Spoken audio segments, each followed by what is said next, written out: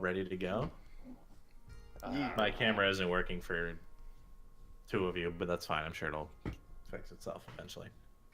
Really? You can't see me? The eye It's, stalks and it's working just the properly single for eye? you. Yeah, I only can see you're looking myself great today. I and like the Sawyer and haircut. Pate. So a quick recap of where you guys were, unless we got something to... Ben looks like he's about to leave. I need a coffee. Then hurry. You can start recapping. I remember vividly. Okay. Convincing. So yeah, you guys were... basically, you had paid for travel to Glenmont by way of paying Fan Yu, the captain of a now known to you smuggler ship that is making its way through the RM Channel to the southern beach coastline of Glenmont. And during the first night of your travel, of 2 nights on the channel, he specifically told Marleone and Soren upon asking, or I believe he just saw you guys. I believe you asked him though, I can't remember. That you should pull your line in before it gets dark. As the things you want to... There are not many things you wanted to catch in the RM channel. Completely disregarding this, Marleone and Soren took the largest piece of bait that Marleone had in his tackle that he had recently acquired, fixed it to the end of his fishing pole, and cast it out into the water. Worth. After some time, Marleone managed to hook a massive 30-plus foot long eel that swallowed the bait and ripped the line immediately, and after a few moments of silence then resurfaced and latched on to the rudder of the boat. It is now thrashing away as the rest of you feel the boat rock back and forth, and Fan Yu blows that small metallic whistle that he had once again to sound the alarm. Crew members are coming up from the hold, shuffling and getting ready for the emergency. Hixus and Verna, as you managed to just gather the pieces of your chess set that were about to fall off of the table across the deck of the boat, you managed to gather them back up. And as you hear the whistle and you see the crew members coming back to the surface of the boat, you look over the port side of the boat, and slowly in the water, out maybe like 50 feet, like 40 feet away from the boat, there's a small current beginning to form and kind of coming towards the boat itself. And it's kind of hard to tell as everything's being jostled around. But after a few moments, you see this kind of spotted orange and white, it's like slimy fish head almost like come up from the surface. And as the water pours off from it, you as well notice that there is a second eel to the port side of the boat that is stalking and coming closer to the boat itself. Oh. As Fan Yu finishes blowing in the whistle, he pockets it, turns to the right side of the ship's wheel itself, and you see there's a series of like pedals and levers to the side of this wheel. He pushes down on one of them and pulls back 3 levers that are next to him. You all feel this just massive shake in the boat for a moment. Soren and Marleone and Pate, 2 sections of the boat next to you, are on that little catwalk to the very, very back of the boat.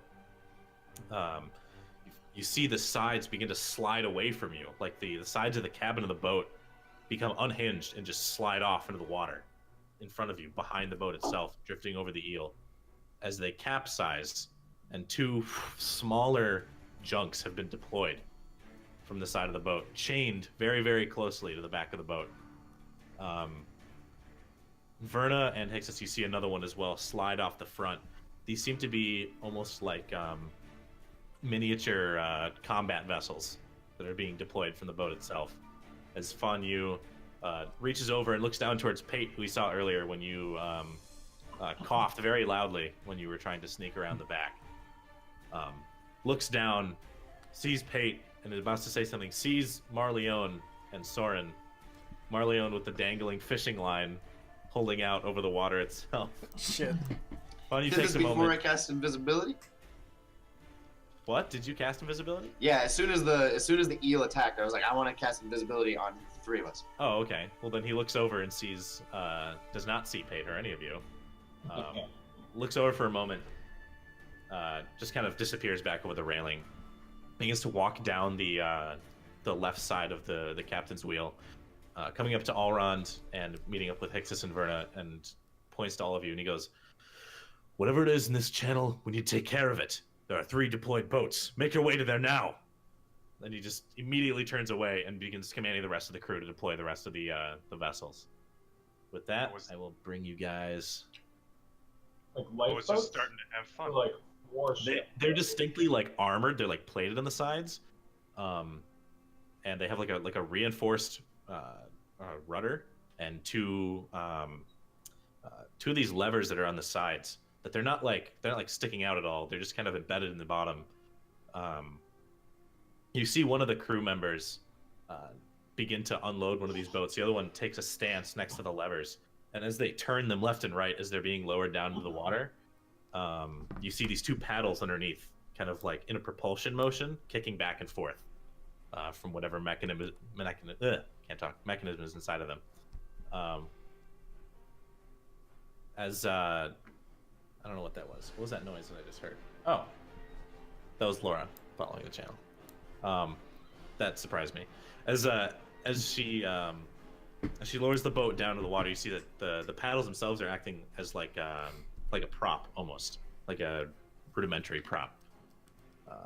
But they definitely look like combat vessels of some kind. So I want all of you to roll initiative.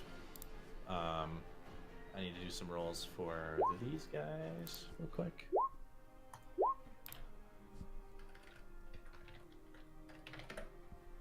Nice. Scary sailors. I'm the bottom of the initiative order. Oh wait, I gotta roll for Omen too. Yeah, you should have control. All right, let's get a turn order going here.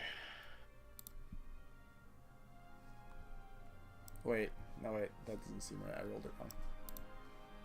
They have a +2. Never mind.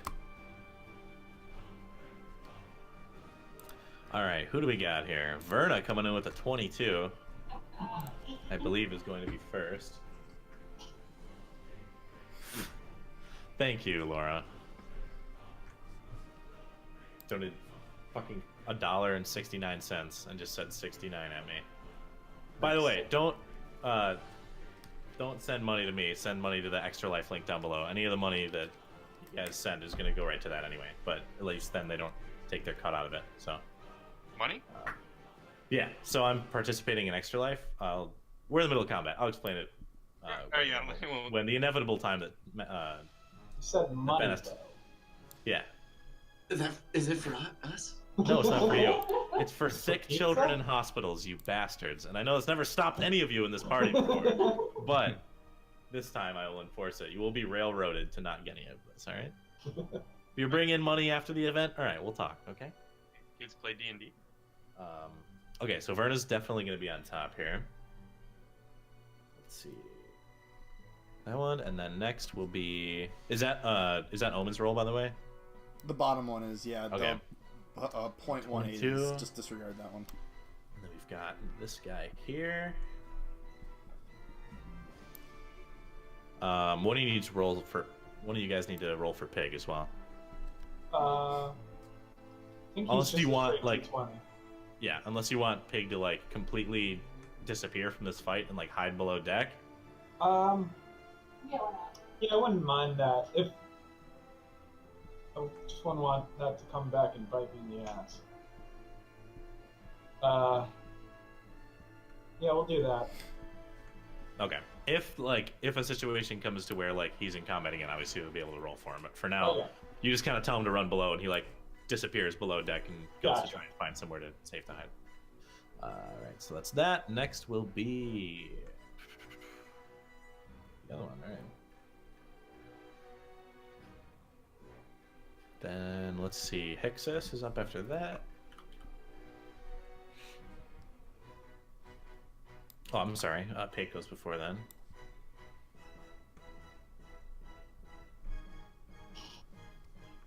Let's get the aura going.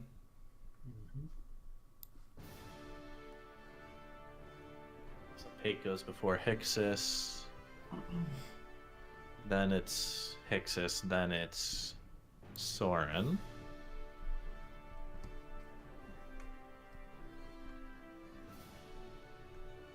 Then Allround. I'm doing all the crew members on one turn. That's fair. They're just gonna go at the end. Allround and then Marleone. Ooh, Marleone. Marleone is at the bottom of the order this time. What happened, my dude? I rolled a 2. I gotta zoom in. I can't see shit.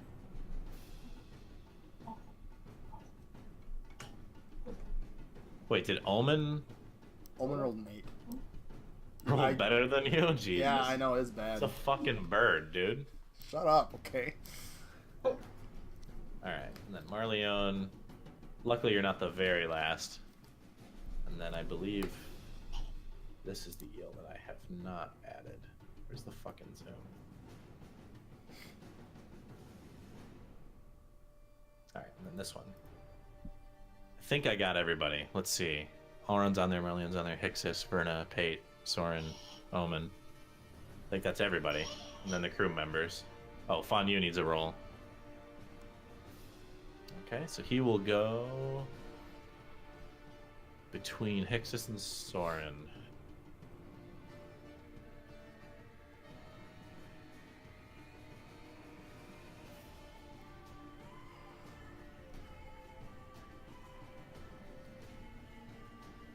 Okay, I think that's it. I'll add a crew member here just so I know.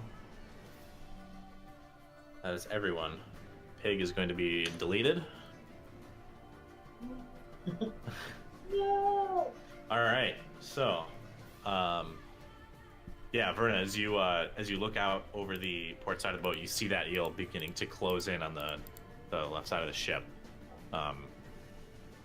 Let's see, these crew members have gotten on this one here, 2 here, and some of the other crew members are like coming up to the railing next to you guys and looking over. Verna, it is your turn. Okay. You should be able. Can you see everything? Yeah, I can. I'm just trying to look at things. I don't really know how things are going to work out here. So, Say that again. It's hard to hear him. sorry, I'm just trying to figure stuff out.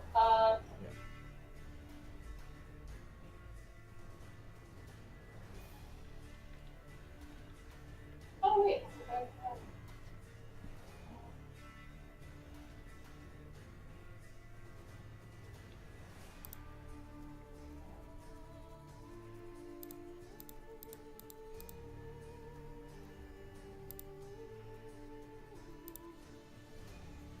Okay. So I might try this. I don't know how it's gonna go because I haven't used the spell yet. Okay. But it's one of the new ones. I'm going to use control of water. Control water. Okay. Nifty. So I'm going to. Sitting water inside of an area. A cube up to 100 feet on a side. Jesus. That's so much water. Wait. A cube as in like 100 by 100 by 100? What? What level is it? Oh, it's a 4th level spell. Still, that's got to be 1,000 tons of water. Any form. Wait. Choose from any of the following effects when you cast a spell. Flood. Cause the water level of all standing water in the area to rise as much as 20 feet. You can choose you instead create a 20-foot tall wave that travels from one side of the area to the other and then crashes down. Okay, huge or smaller. 25% chance of capsizing. I don't know if you can capsize an eel. Water level remains, let's see, part water. Sorry, I haven't actually seen this spell before, so I'm just reading through it. I'm rereading everything too, so. You can cause water in an area to move apart and create a trench, full on Moses. A trench remains until the. Okay.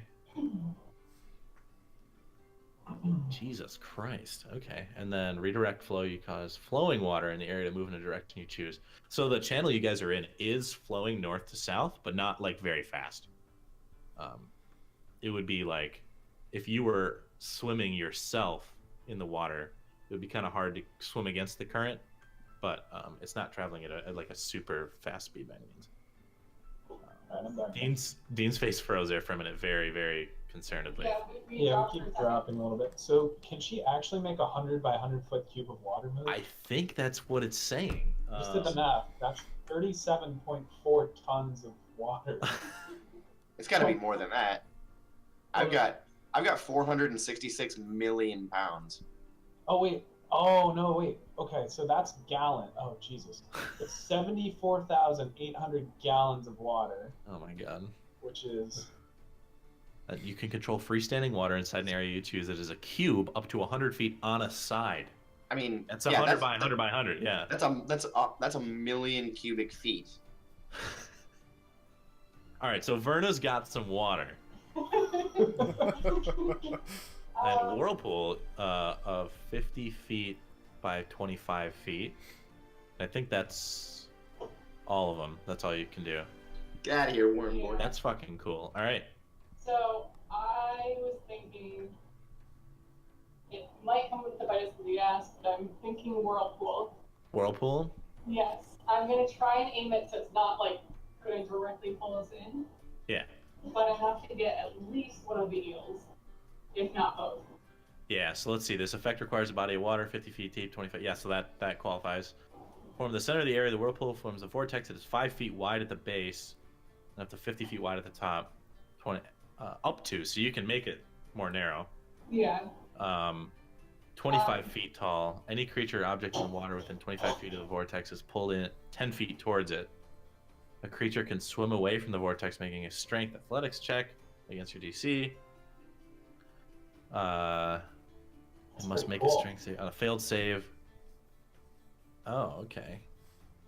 So basically, what this is doing is like, if they start their turn in the thing, or they enter it for the first time, they have to make a save.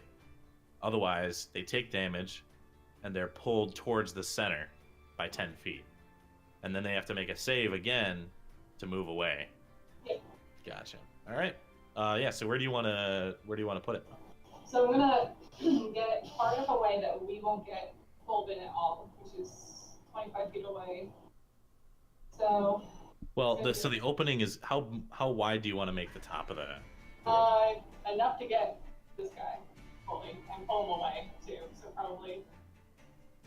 Wait, hang on, let me zoom out. I can't see anything. Okay. Guy on the right. The guy on the right. Okay. Yeah. So I'm gonna make it 35 feet away. That'll be the edge of it. Are you like pinging the thing? Because I can't see anything. Oh, this is. You can. I think. Can you guys see this? Can you see what I'm pinging to the far off the right side, like above the eel? No. All right. You can draw the circle. That's true. Hang on. Roll20 says my connection thing got fucked. Yeah, Refresh mine too. Just refresh really quick.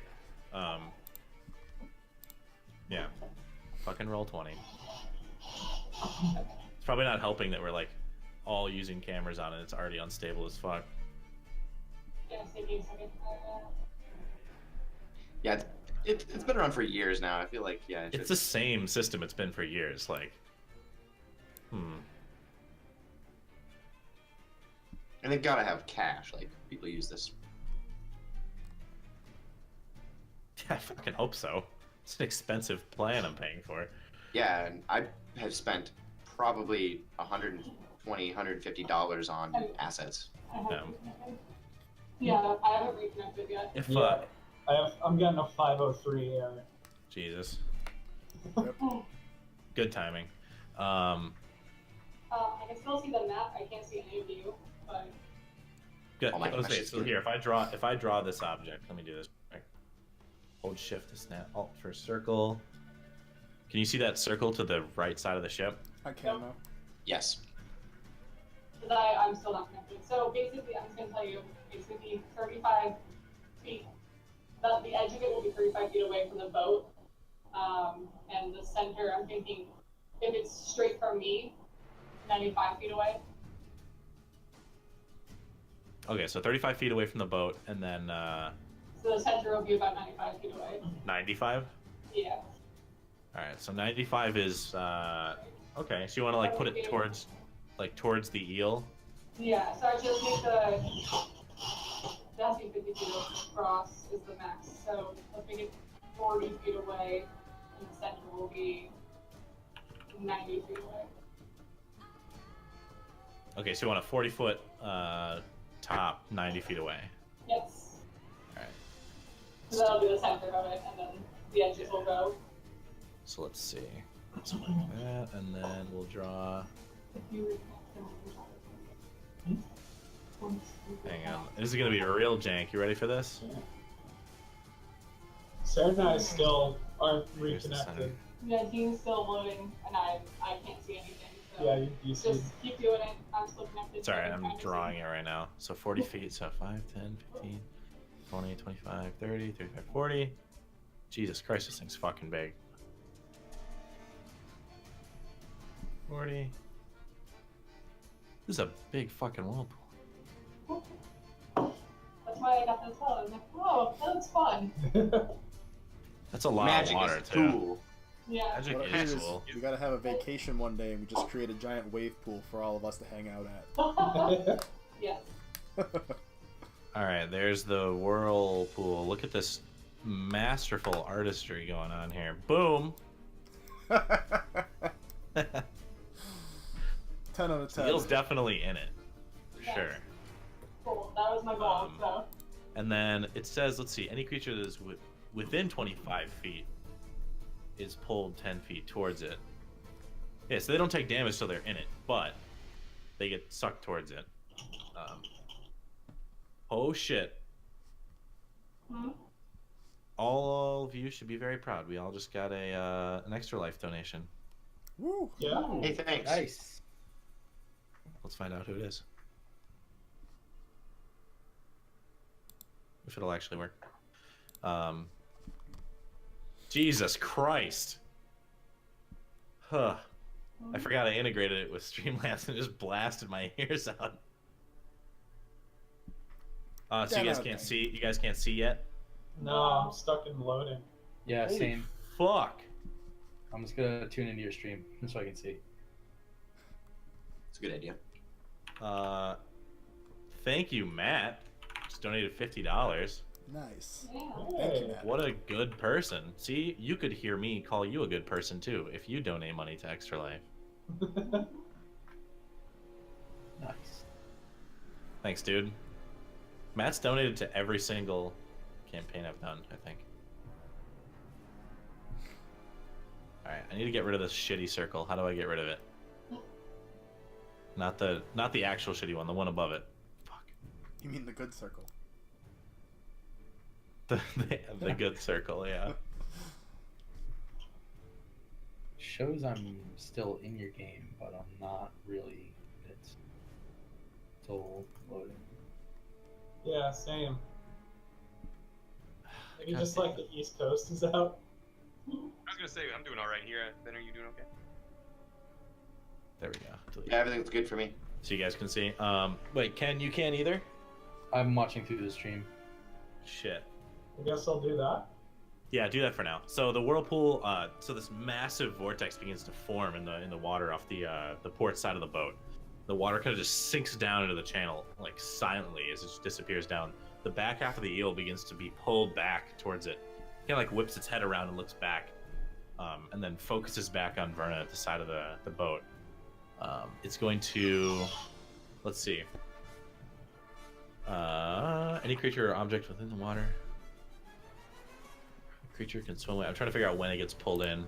Oh, this is right when you cast it. Okay, so any creature or object in the water and within 25 feet of the vortex is pulled 10 feet towards it. So immediately, yeah, it just begins to like suck back.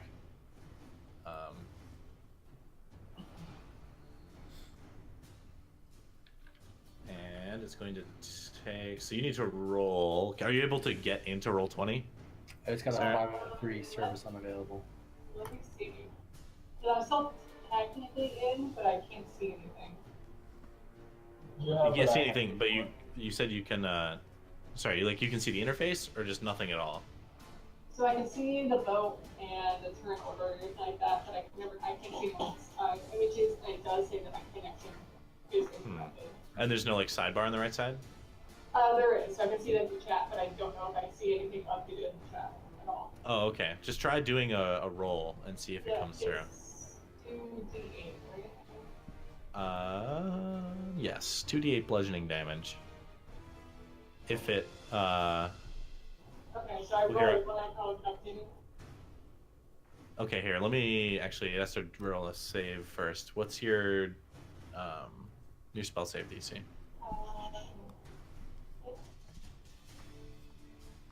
15.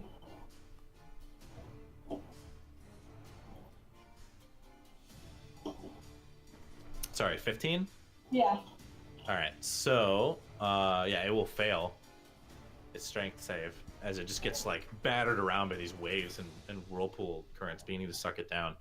2d8, yeah, bludgeoning. Let me know when you roll it so I can tell if it actually shows up. Oh, yeah, I already rolled it. Oh, yeah, it's not showing up. Dang. Alright, well, do you have 2d8 there? In person? Yeah, I don't want to take away people's their autonomy to roll their dice. She rolled a 7. I did roll it. It says 7. I just didn't know. Oh, okay. So 7 between both of them. Yeah. Oh, in that case, she rolled a 300. Oh, okay. Just 300. Yeah. It looks a little rough, but it could take some more damage. No, okay. 7 damage. And I was just reading it again. Does that happen again at the end of the turn?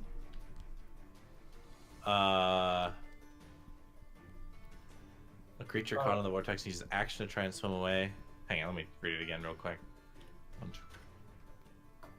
Here, that was.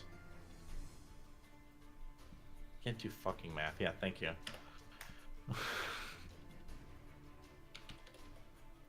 So let's see. Yeah, it says when it starts its turn, any creature okay. object. When a creature enters the vortex for the first time on a turn, or when it starts there, it must make a saving throw.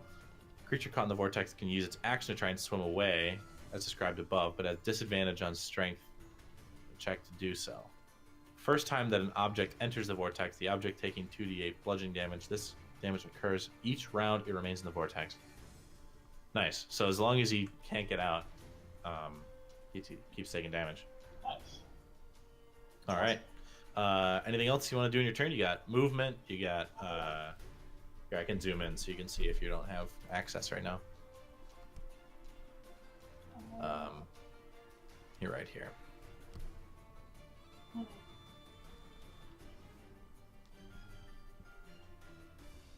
Honestly, it might be fine there for now. Yeah. Yeah. Okay. All right. You got anything else? No, I think I'm good. Okay. Next up is Eel. That's his name. Let's see which one it is here. So this is the one by the back of the boat. So Soren and Marleone and Pate. Well, you're all invisible right now, as Soren just kind of put his hands on both of you, and you vanished in the moment before. Deny. This eel is just thrashing around in the back of the boat, and as I said before, Fanyu kicked down the. Sorry, he moved up here. He kicked down these two boats, so these just kind of slide down towards the side, but they're close enough that you could literally climb down to them. And you see on each one, they have a bow-mounted, like mini ballista that's kind of like pointing straight forward on the boat. So if you were able to point it at something, you can't really rotate very much. You'd be able to fire it. Oh. And they both have those levers on the sides that are used to propel them forward and turn and stuff. So, yeah, next up is the eel, as it's going to just continue to thrash at the back of this boat. It does not see you guys at the moment. It's a boat, so that'll hit. How much damage will it do? All right.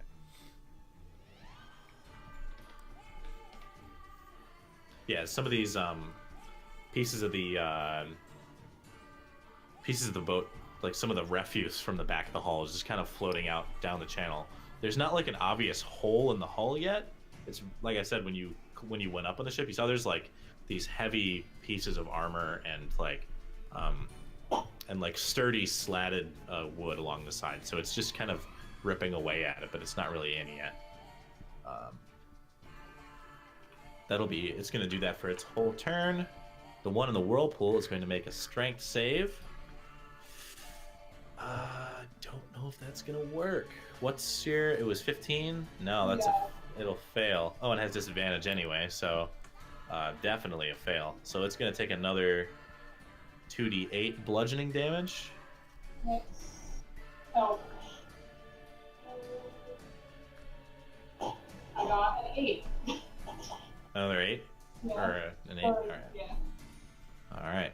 Yeah, it just continues to get whipped around by this whirlpool, and it's going to get sucked another 10 feet, I believe. Mm-hmm. So now it just kind of begins to disappear down the whirlpool. However, as this channel is slightly moving, at the end of the whole round, I'm going to like shift the whirlpool north by like 5 feet. Just so you know. Because you guys you were sailing south and you still are, but it's just not crazy fast. So yeah, that thing can't do shit right now. Pate, you're up. I'm not sure what to do. I have a complete black screen that just says loading. I can't access it. Have you tried refreshing again? Yeah, I've tried closing out the browser. What the fuck? Is it happening to you too, Ken? Yeah, I can't get back in. It must be like the East Coast or something. Roll 20 down. Trying to go off memory, I'm probably just gonna fireball. Actually, you... I don't know if you have access to your character sheet outside the game. I don't think I do. There's a journal you can access outside the game, but that's it. Can you pull up our character sheets? Yeah, I could actually. Let me bring that up. Look at it on stream. Do you care? Do you want me to not bring it up? Oh, I won't bring it up. I won't do it. You want to shoot a fireball? Sure, yeah. All right. Here, you know what? I can do this, actually. I can pop it out. Actually, you guys can't see it anyway because it's in a different window. Yeah, so you've got a couple spells here. And yeah, you have Fireball right now. I think you're full up on spell slots. Okay. Yeah, I'll fireball the closest eel to me. Okay, At so a those are the distance back. that it wouldn't damage the boat or anything. Okay. So... I also can't roll. Jesus Christ. I should have dice stuff. Can I make this? What level do you want to do it at, Dean? What is it, 3rd level? It's a 3rd level spell, and you have up to 4th. You have 2 4th level spell slots. I'll do it at 3rd level. 3rd level? Alright. Jesus. Alright, so it needs to make a save.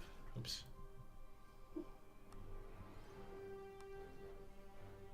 Ooh, that's not going to be good for it. Yeah, it's going to take full damage here. So yeah, as you lob out a fireball, as the eel is like surfaced halfway on the, like in the water tension,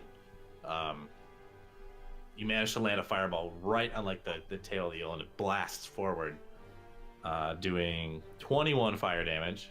Oh yeah. And...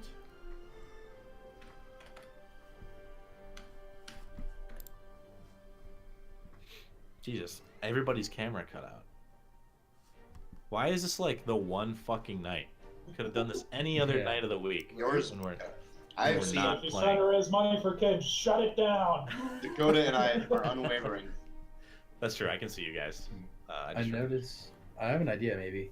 Yeah. I have all my Roll20 windows completely closed, and it still says I'm in the game with you. So can you like kick me out? I can't. Can't. All right. I mean, I could kick you from the campaign, but I don't want to do that. So then I got to reassign everything. That's weird. I think the roll 20. It does say there's a bunch of stuff for roll 20 down right now. On The status issue is website. currently being looked into by Firebase. Yeah, 6 minutes ago on Twitter. Oh, well, there's that. Experiencing issues with their Firebase servers. Status.firebase.google.com. Yikes. That ain't fucking good. Yeah. Just all these things started failing immediately, like 10 minutes ago. Okay. It's okay. So yeah, you managed to land a fireball doing 21 fire damage. I'll take that off your thing here so you know how many you have left if you get back in. All right. So you got some movement. Oh, and as you do that, I believe invisibility ends, doesn't it? When you cast the spell, yeah. Yeah, because it's I just was invisible. yeah. Soren cast invisibility on you guys. So since it's just normal invisibility, I believe it drops when you use an attack action. So Correct. yeah. So both of you would see Pate just like appear and just shoot off a fireball towards you. It kind of like recoils back from the rudder, and you see it actually like look up towards you. These two massive, small pupilled eyes just make contact with you. Pate as it looks up there. How Sorry, far away is where I am from the water, like vertically? Vertically, you're probably like 15 feet up. Okay. And the ships that the two combat ships that drop down are chained to the they're in like launching position on the back of the boat, and they're like you can climb down to them from where you are. Gotcha. I don't know if this is possible. Can I hold my movement? No, you cannot. You hold your action. Gotcha. Okay. Yeah. I'll scoot a little to the left and slightly down. Down like south or down vertically? Down south. Okay. So you want to Like shift pretty to much left? left of that mast up by us. Okay, I gotcha. You'll see it in a second.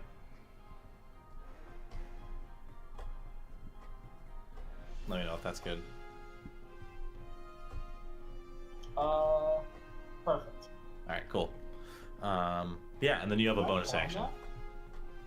that? You're welcome to try.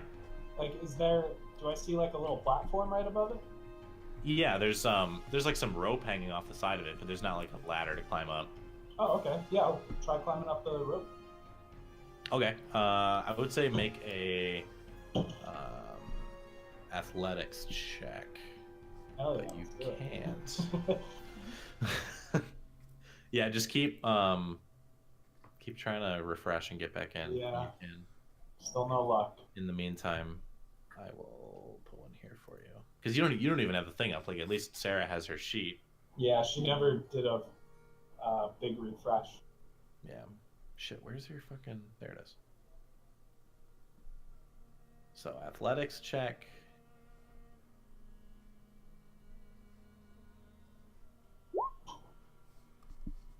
Oof. As you grab onto the rope, you begin hauling yourself up, and this rope's been, like, battered by this water for probably, like, a couple weeks at this point. And it's just kind of like got this mossy like slime kind of in between the bindings of the rope. You can't really get a good grip, and you fall back to the ground next to the platform. There's a 6. Damn. You have a bonus action. I will inspire Soren. What are you gonna do to inspire Soren? I'm gonna start. I don't know any off the top of my hand, but I'm gonna start singing sea shanties. You can sing my You song can't just by say the that and ocean. not come up with a sea shanty. I don't even know how one goes. You gotta make one up. Okay. Yo ho, fireball B. I don't know. You are technically inspired, Soren. Hold on, I'll think of one for next turn. All right, Hixus, you are up. Well, we were told to go to these little boats. I see that there's a couple of... urukai from the two towers on one boat here to the bottom left. And it kind of looks pretty neat, so I'm gonna go onto one of these boats. Okay, so you want to go to, or you can move where you want to go. That's right, you have control. It's so beautiful. I'm a little vanished under the boat. I think the boat might have priority texture over. Where are you? Oh yeah, it does. Hang on. Right. To back. There we go. I guess on my way across the deck, are there any other like weapons on the boat? Like, are there like spears to throw or like hooks? Any sort of. I guess this isn't a pirate ship, but yeah. Go ahead and roll a perception check. Yeah.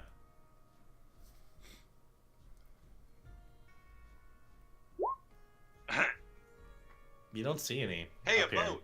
This. You're not even sure it's a boat at this point. Just like Is this close a your boat? Is this boat giving birth? to This more might boats? be a wagon. close your eyes, plug your nose, and jump to the boat. So yeah, you climb up onto the mounting platform. It's like the sides of this one. It's like I should describe these. So these ships, they're visibly ships as they're deployed, but when they weren't before, they were part of the main hull. And so like the armor plating on them matched perfectly up to the facade of the outside of the ship.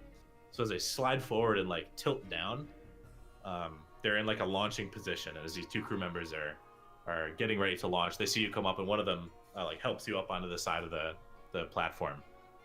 And they get ready to launch. So if you want to launch on your turn now, you can, and it'll deploy. Yeah, I'll signal to the guys to launch. They have names, these guys? Names and names. I'm sure they do, but Soldier You 1 wouldn't- and Soldier 2. you wouldn't know them. Hang on, let me definitely not open up fantasynamegenerators.com. It's Pip and Jim. You don't have time to ask him, all right? This is a tense situation. That's fine. So you command it to launch the boat, and it'll drop down. So it drops down to the water, kind of rocks for a moment, and now you're here. So the movement on this boat is going to be 40 feet. 40 feet, which uses your, if you're gonna man the what's it called? Rudder? Man the propulsion and the rudder at the same time. That's going to use your interaction. So I haven't used my main action yet, too. Could I? no, you just moved. Yeah, I just moved so far. So it would use my interact with an object to move the boat. Right. And so the only disadvantage to that is that if you want to move the boat, you can fire the boat's weapon forward, but you cannot switch to your weapons because you have to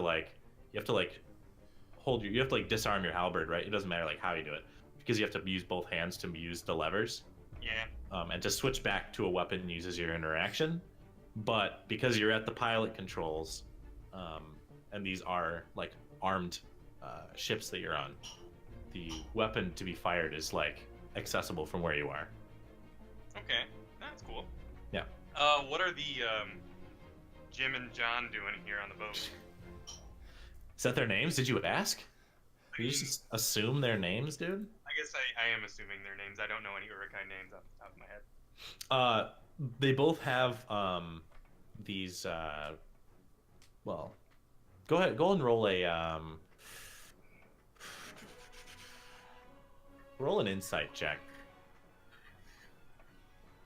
All right. They have these they have these spears. They're both kind of just like getting ready to get an angle on these eels as you're coming around the bow of the ship. The spears themselves are pretty thick handled for a spear. The spear head itself is like a regular end to a spear. It's like, you know, it's sharp and it's like relatively well forged or whatever, but it's not like huge. These are not like massive spears, but the spear itself, the handle is like incredibly thick, and you would imagine like fighting with a pole arm or a halberd that you'd be thinking these are incredibly unwieldy for a handheld weapon. Okay. So I can move the boat. Could I like? I guess is the boat like omnidirectional, or do I have to like? I mean, it's a vehicle, so I assume I have to move forward for the most part. You do have to move forward, but it can like they're relatively versatile. Like you take a moment to just kind of like move the levers back and forth, and you feel it instead of like being a traditional like it's always going forward and you're turning the wheel to change the forward direction.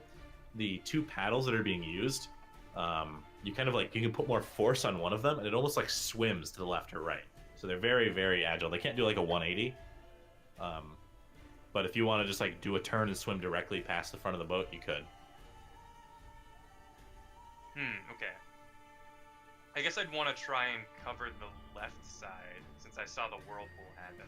Okay. Probably not a good spot for the boat to be at this time. So I guess I would want to try and head in the direction of the eel to the left over here. However easily that can. Yeah, so you'd be able to like as you land down, you'd be able to like push on the left lever a few times, and it swims in that direction. So let's see, 40 feet. So this is as far as you can go here. Okay. 40. Yeah, I guess we would probably go about halfway there because I don't want to get too far away from the main ship. So like here? Yeah. Okay. Oh, fuck yeah, I can just rotate the whole goddamn thing. Look at that. It's beautiful. Nice. Let's see, I also didn't add this thing to the turn order. I know it's at the very end, but I need to actually add it to the turn order. Let's see, I think it was Marleone the last? I think I was. I think you were the last, yeah, so he goes after you. Okay. And then, so I can launch, I can use basically the forward-mounted ballista from where I am? Yeah, you can. You can fire it. Sorry, I was looking at your thing. Sure. Yep, there's like a, so there are the two levers that you're pulling, and there's a pedal in front of you that if you look down, you can see like a different rope coming up towards the ballista on the front of the ship, like down from where the pedal connects. And the crew member, like as you look down at it, you look over towards him, he just kind of like nods. All right. I'll squirt a ballista bolt in the direction of the eel closest to us. All right, so go ahead and make a ranged attack with a heavy crossbow, as if you had one. Okay, so use my dex then? Yes. Okay, interesting. Should have just thrown my helmet in.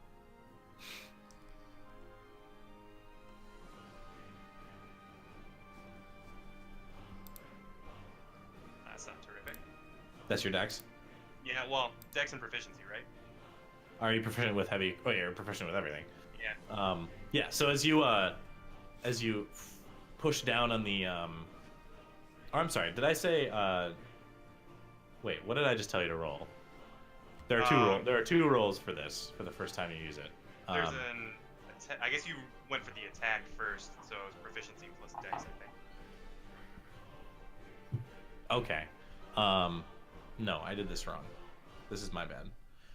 So you need to roll a athletics check first, then make an attack with a heavy crossbow, but minus your dex. Sorry, that was my bad. Minus. Not removing it. Like don't incorporate it. I add it to the roll. Oh, okay. All right. Yeah. So athletic with strength.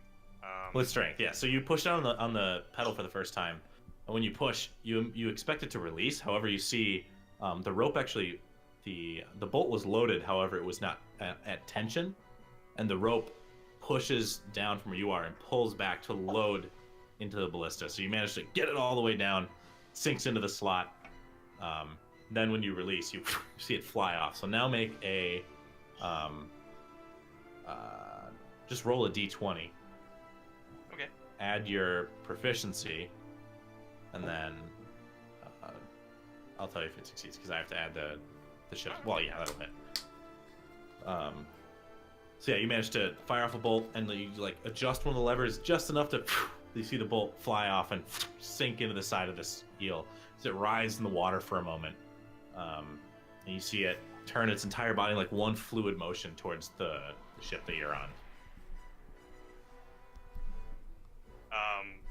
All right, and Alexis would turn to his two compatriots who I don't know. Never thought I'd die at sea, lads, but it's funner than I thought it'd be. And you say that one of them was forward, and she goes, "Not on my watch," and puts the spear down towards the front of the ship, and the other crew member follows suit. They just kind of lay their spears forward on the bow, like they look like they're kind of holding them steady and like getting ready to pierce the eel. Let's see. So you use your movement pretty much. Yeah, I think that's just about everything. I don't have a bonus action that doesn't involve the halberd. Yeah. So. Okay. So we come to Fanyu, who is going to take.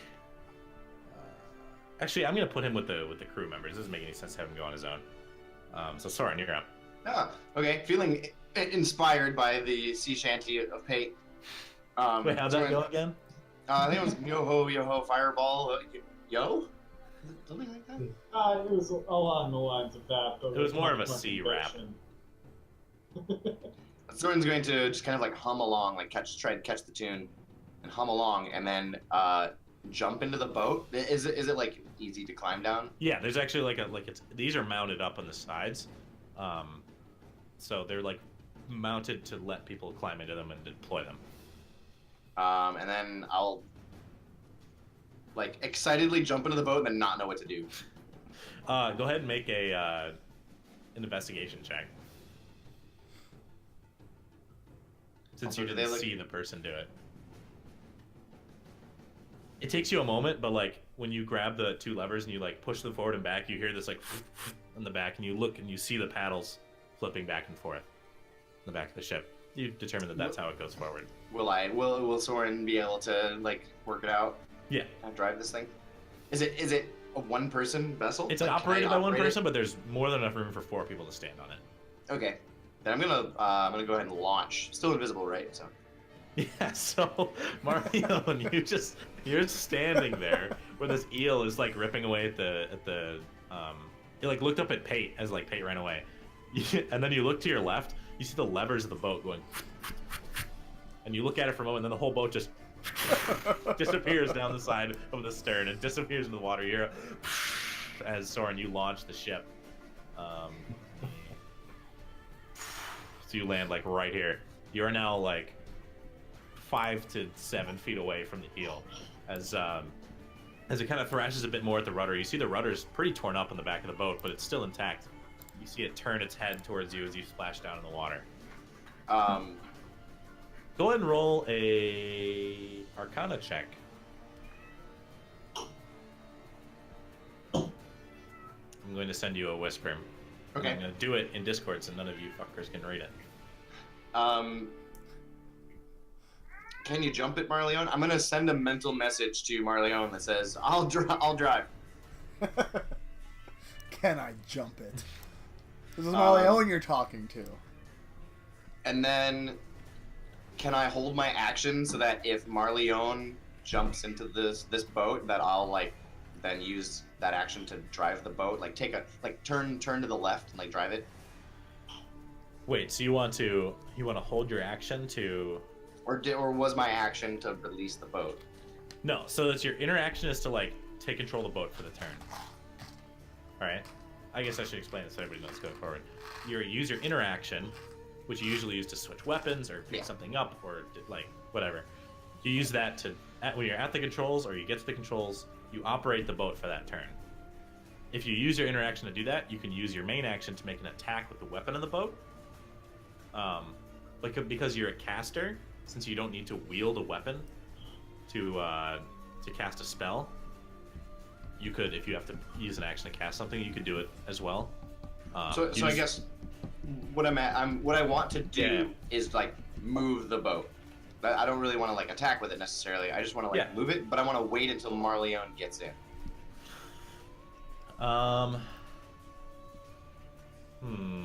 If he gets in. I'll make an exception for this one. So, go ahead and roll. I'll say you can hold your interaction.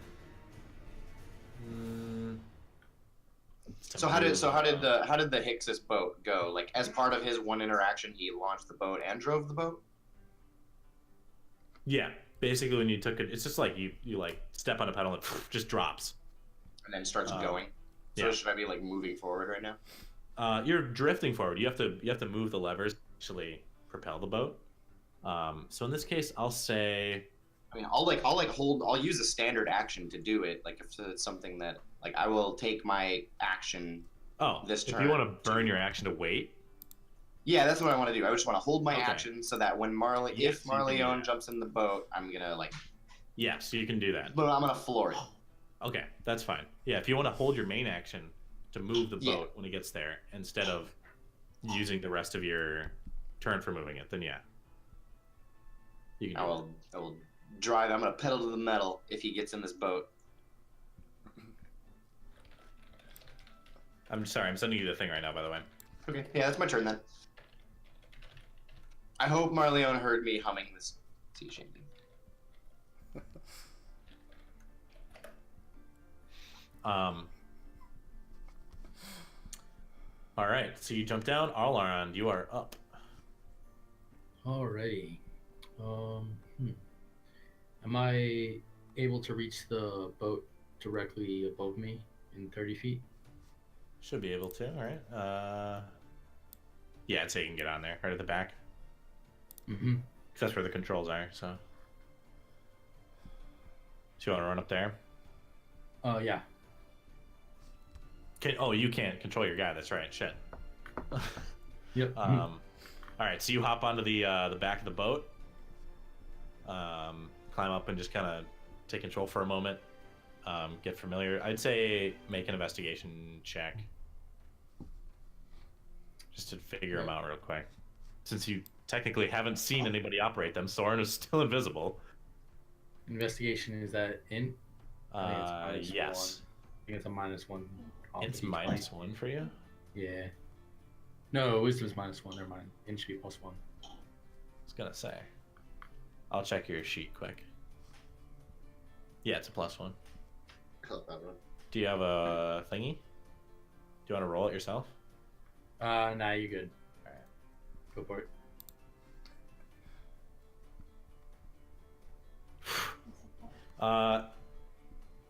As you get into the controls for the ships, it's gonna be like a what if. Are you proficient in those? Hang on, let me Proficient check. in like some sort of vehicle, I think. Might be You land. might be. Land vehicles, most likely. Yeah. I'll So check. probably not. You are proficient not in investigation. And you are, yeah, it's land vehicles. So it's a 3. So yeah, when you get up there, you look at these levers for a moment, and as you turn them, you like push them both forward and like wait for a moment to see if anything happens. You push them both back. And you hear noises happening in the boat, but like you're not really sure what any of these are doing. And in front of you are 2 pedals on the ground, one on the left and one on the right. I'm gonna say, I'll leave that for somebody else. yeah, okay. You're just I'm gonna leave be that for like, somebody else to do that. okay. I'm So just- you're I'm just not gonna huck a exactly jab. sure how to operate it at this moment. Yeah. Um, Do I have a line of sight towards that close heel? Yeah, you can look down and you see it turning towards the boat that is drifting, where the levers are like twitching a little bit. You don't see anybody on the boat, and the eel Oh. is like looking right at it. Oh, these boats drive themselves. That's pretty cool. All right, I'm gonna huck a javelin down at it. All right. On my character, there should be a Oh, button we're for back in. javelin throw Hell yeah. and the attacks. Attacks. Dissonant. Oh wait, this is Pate's character sheet. That's why it didn't make any sense. Ken, did you try refreshing? Hey, we're back in. Hey, sweet. Hey. All right, I'll jump back in now. Yeah, I'll let you do it. Let's refresh here, see if we can see you guys. See, everything has a somewhat There we happy go. ending. Let's see it. No, I can't see fucking anybody. Good. Oh wait, there's Dakota and Ben. I can see myself.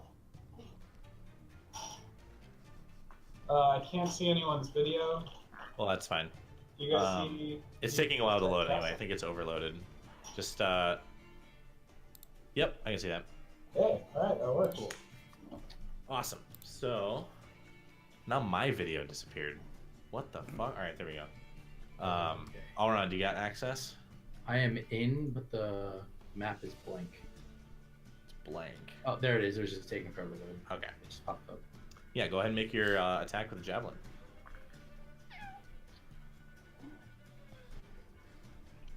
As soon as the character sheet's done loading.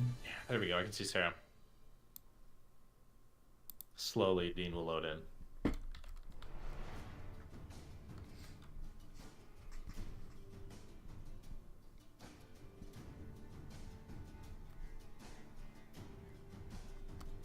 It's an 8.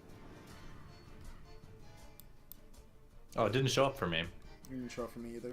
All right. Well, would you roll an 8? Yeah. Yeah. So as you oh, there we go. Now it came up. It just took forever. Just a very big dart. Did you write that? Yeah, I did. Yeah. So as you throw the javelin, the eel, its just body is moving around too much under the surface, and you see the javelin disappear into the water. Trets. Anything else you'd like to do for your turn? I'll bonus action Shield of Faith myself. Okay. Oh yeah, now stuff's showing up real quick. Okay. So your gauntlet just glows for a moment, and this holy shield appears. All right, Omen is up. All right. Omen's just gonna fly off and hover over the water to kind of give me a bird's eye view of everything that's Alright. going on. Like You should have control. There you go. they're.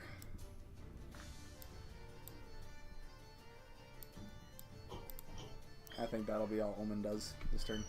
All right. So yes, you're up right after. Awesome.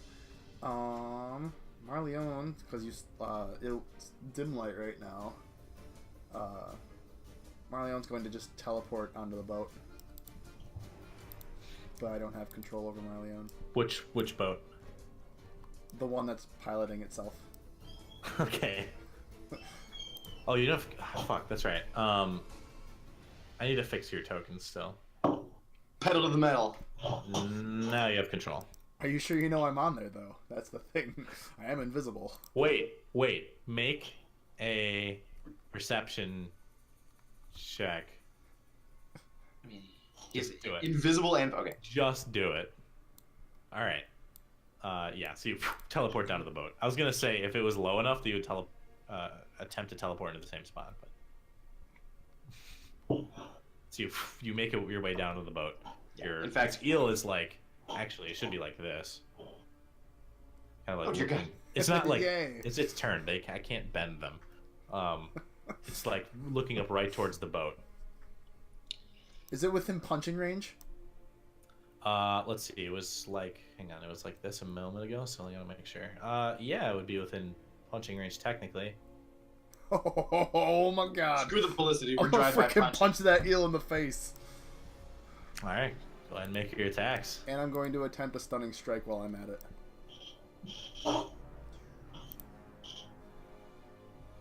And because I teleported, I get advantage on the first roll. Nice. Holy shit. Yowza. Fuck. All right. To be fair, the eel's probably never been punched before. You'd think that. The Street Fighter. All right. So So it's- this is a stunning strike.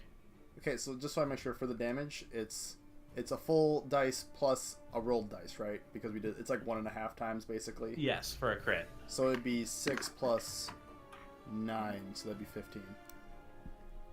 So 15 damage, bludgeoning damage. Yeah, and then my save DC went up too. Let me check that once.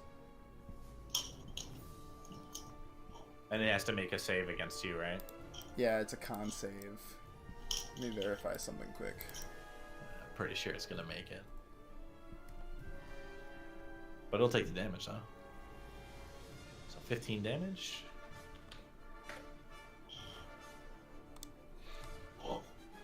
Uh, 8 plus 3.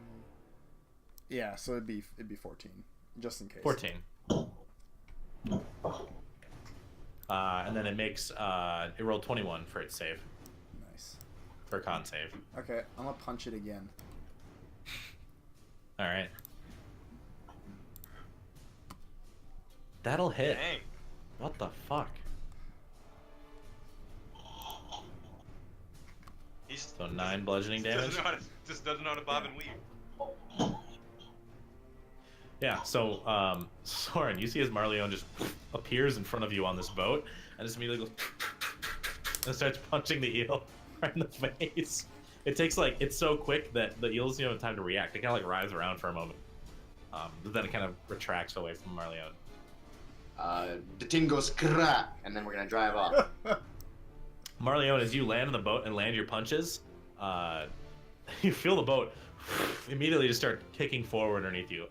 Where do you want to go specifically? I want to go like, I want to try to loop around, like that way. Okay. If possible. Yeah, you can. So the boat just immediately kicks out and begins moving.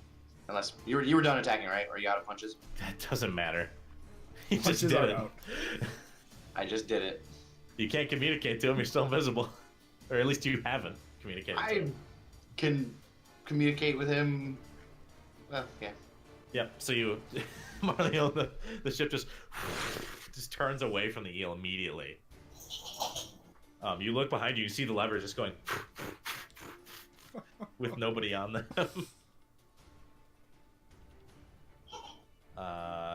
Is that gonna be your turn? Yeah. All right.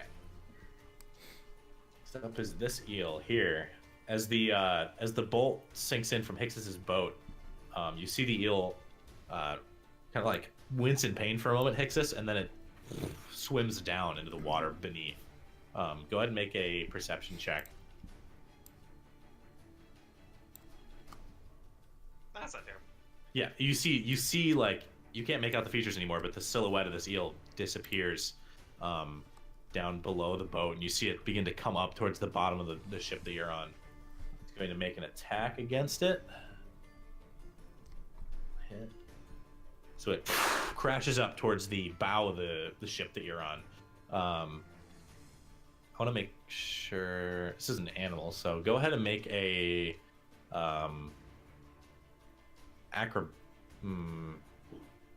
acrobatics check.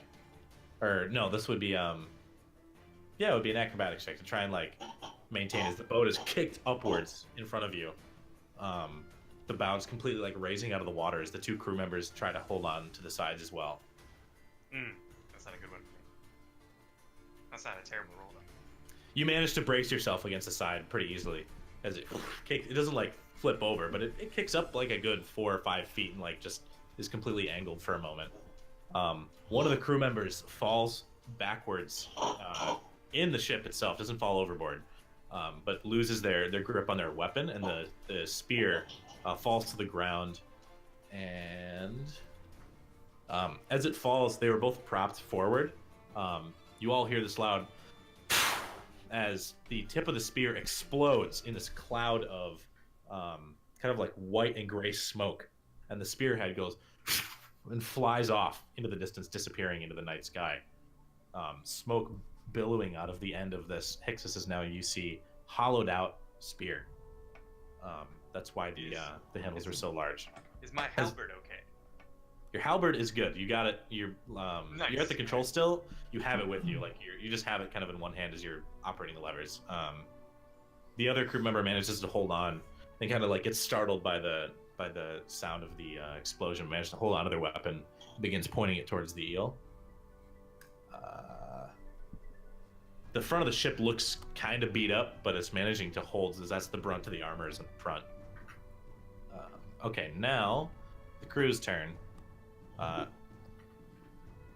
Fan Yu is going to continue down past Verna. So 1, 2, 3, 4, 5. There, and he begins mounting up on this ship here. Crew member gets on with him. This crew member is going to go 1, 2, 6 and get up next to Allrond on the ship there.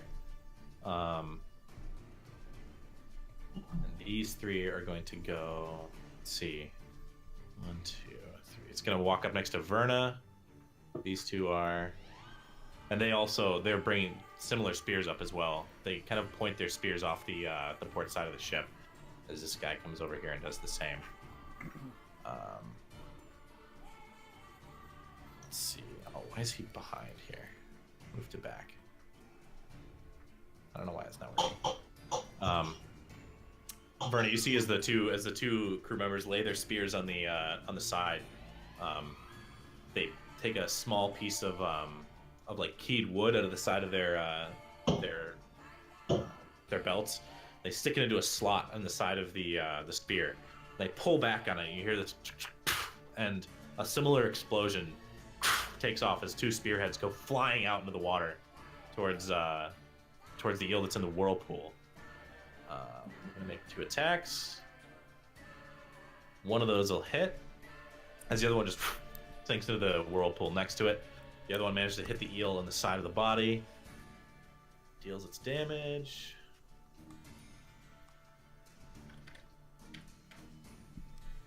But the eel itself is now being like completely sucked down this whirlpool, and like you see the spearhead land, and then it just kind of disappear.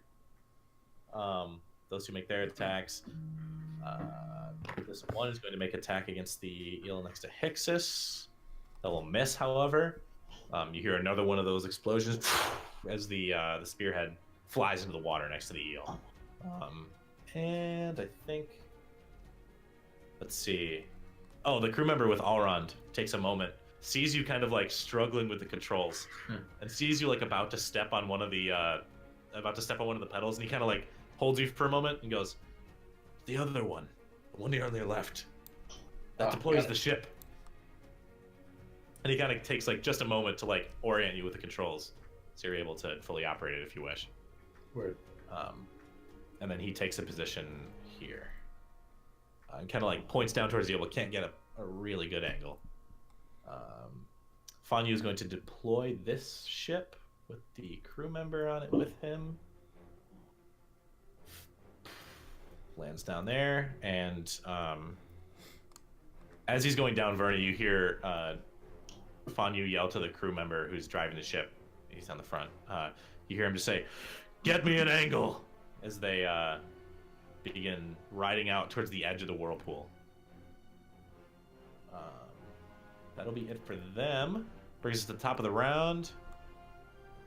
Or no, wait. This is... Which one is this? You have 2 of the Eel by Hixus in the round. Oh, do I? I thought I didn't have it. Alright, so get rid of that one then. Yeah, so Verna, top of the round, you're up. Okay.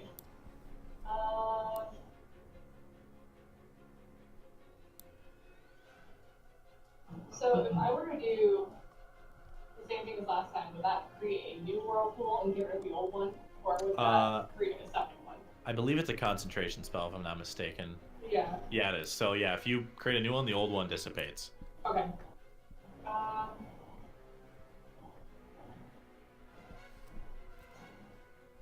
think I'm going to keep the whirlpool going. Okay, you're gonna maintain it? Yeah. It doesn't take an action to maintain it. Just if you take damage, you have to try and save to maintain concentration. But other than that, you can cast another spell that isn't a concentration spell. Yeah. Yeah. No, I think because for that spell, you also have a chance on your turn to change it to something else. But I think I'm going to maintain the whirlpool because I can make it. Oh, cool. Or heart water or something instead of whirlpool, but. Gotcha. That's pretty cool. So.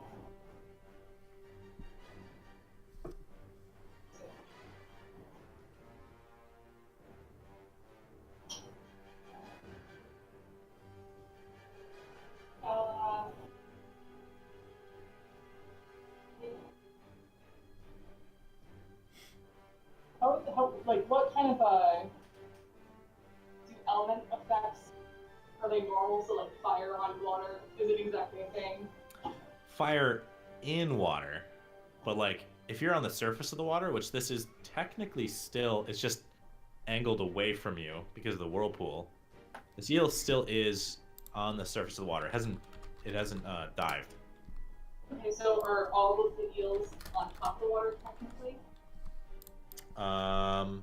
The back, so the one by Hixus is just the head coming up from the bottom. So that one's not sticking out anywhere below that isn't below the ship. The one to the north is, because it was just punched like 6 times, and then the one by you, you can't, like, if you were to draw a straight line from you to it, there's water between you, but if you were to shoot a fireball which arcs, you could theoretically put it in the whirlpool and it would expand out and hit it. Okay. I figure out how things technically work. Yeah. So.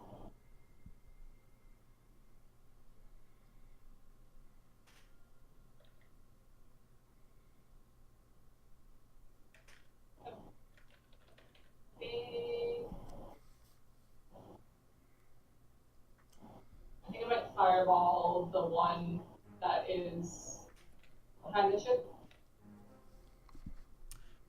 Behind the ship? Yeah. That one's above water, right? Yeah. That one's above, so, yeah, you'd be able to hit that. Yeah, that's a... It's a crazy fucking long range. So you want to cast it, like, far out enough. Yeah, yeah, I can easily... Oh, yeah, no, I can Definitely. easily, yeah. Okay, so, yeah, go ahead and roll the damage for it, and I'll roll a save.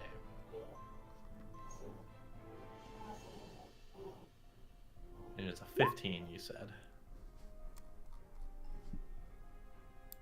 Yeah, so it fails a save. Nice. As as you maintain one hand on the whirlpool, you take another and you cast out with your you have like a scepter, right? Like a staff kind of thing. Yeah. You cast out with it in a fireball, just a thin little red orange line casts out and just disappears in the water and then blows out and completely envelops the eel in fire for just a moment. You hear kind of like the vaporization of the water in the eel. So it'll take all 22 fire damage. That's this one.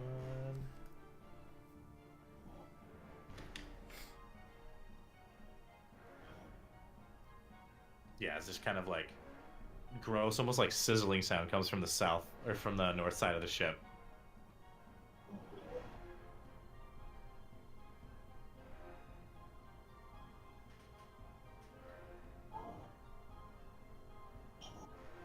Yep, I think that's it.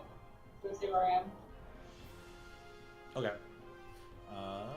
Next up is Eels. All right, Soren, you need to send me that thing.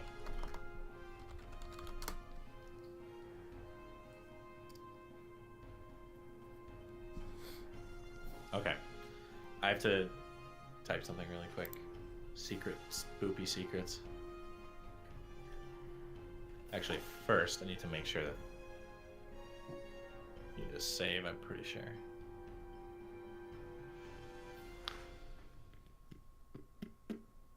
Go ahead and make a wisdom saving throw, Soren. I'm gonna use one second. I'm gonna use inspiration to add 5 to that. Okay. All right. Let's put this in here.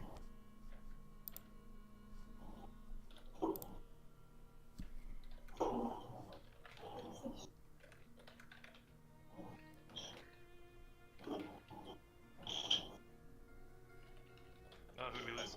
Oh, who did we get back? Huh? I was just sending spoopy secrets. The eel to the north, after being blasted by the fireball, takes a moment, and you see it, Marleone and Soren and Allround at this point. You all see the eel kind of like look at the ship for a moment that Marleone's on, kind of towards the back end where the controls are, and it just silently swims down into the water. I want all 3 of you to make perception checks. That's including me? Yes. Because you're kind of angled downwards. You can see it. Sorry, that was me. Not Omen.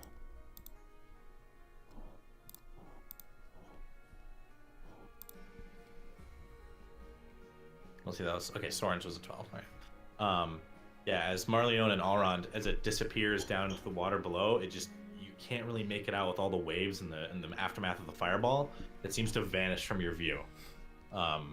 Soren, however, you managed to maintain the outline of its silhouette, but other than that, you can't really tell what it's doing under the water. I know it's not my turn, but can I point at it and say, "There it is"? Marleone, you hear from the back of the boat, "There it is!" You hear Soren's voice yell it out, who is still invisible. Oh. As the eel's going to take its movement, and actually, I'm going to move it to a different layer. You see it do this, Soren, but afterwards you can't see it anymore. It actually swims underneath the boat, the main ship, and that silhouette just disappears and merges with the boat itself. Next is the whirlpool eel, which is being sucked down to the floor of the channel. It's going to make another strength save to try and pull itself out. It will fail. Roll another 2d8, Verna. Jesus Christ. Even with advantage, it couldn't roll higher than an 8. Or, no, at a disadvantage, sorry. With disadvantage, it rolled an 8 and then even lower. So yeah, it takes another 11. As the eel just continually gets sucked down to this whirlpool, it's going to move another 10. Now it's like, it's in the whirlpool. Nothing happens when it gets there, does it? I don't think so. I didn't read anything about that. It just sounds like it's going to be fucking hard for this thing to get out at this point. Well, yeah, because it has to get all the way out of the 50-foot whirlpool. So Oh my god. it's basically stuck now. Yep. Yeah, so it pretty much can't do anything. It will turn... Oh no, use its action to try and save. So yeah, it pretty much done. Hey, you're up. Is it looking rough, or Which? the whirlpool, homie? It's really hard to tell. It's like underwater. You can't really see its condition. I'm gonna move here, and I'm gonna fireball it. Okay. Yeah, go ahead and roll damage with fireball. Roll a save. What's your save? Or just roll it. It should show up. 16. It does save, so it's going to take... Would that be 16 damage? 17 damage? Yeah. Damn, that was a good fucking roll, too. 17 damage. Still pretty good. Yeah, so as you cast another fireball out, you see it... you see its head kind of tilt up as the fireball begins to land. And it rotates its body to be under the water for a moment. As the fireball blasts in, it still singes it, like instantly boiling the water on the surface. But not taking the full brunt of the hit. So that's going to be 17. All right. As this whirlpool like continues to sink down and just like fireballs shooting out of it. It's a unique sight. Ginger. She's like frozen. Look at the dog. Like, She She doesn't know looks how to so handle it. mortified. she's like, why are you holding me? Okay. Hey. Is she like growing significantly, like every day? I think she's still She growing. seems bigger. Here you go. Say hi. Yeah, she's Oh, getting to be lug size. Oh god, she's so heavy. I Let's put it down. wonder if she's up to like 45, 50 Well, pounds she's now. very easily high, so. Yeah. Oh. Yeah, look at you. all right. So, Pate, you got anything else for your turn? Did a I fireball will move? inspire Verna Let's hear with it. the actual sea shanty. Yo ho, fireball thee. We'll stab him and smash him and plunder the sea. Yeah. Nice. All right, Verna, you are inspired. Yay. Hexus, you are up. Okay, so this You thing managed is. to- Sorry, Yeah, go ahead. You like manage to like maintain control of the ship, and you have your weapon with you, and the boat kind of falls down again into the water. The head of the eel kind of right at the bow. Well, I mean, I guess I would use my interaction to pick up the halberd and stand up. I assume if its head is kind of where it is on the map, it's within 10 feet then? Yeah, yep. I It's mean, actually kind of like this, but yeah, you can hit it if you move to like here. Yeah, that's fine. Move Yeah. up a little bit. Yep, it's within 10 feet for sure. Alright, I'm gonna do the thing. You're gonna do the thing you do. Pat suggests Drunken Sailor for your next one, Dane. I'm gonna add a d8 to that second attack. Well, I should probably resolve the first attack first, but I'm gonna add a d8. First one will hit. Anyway.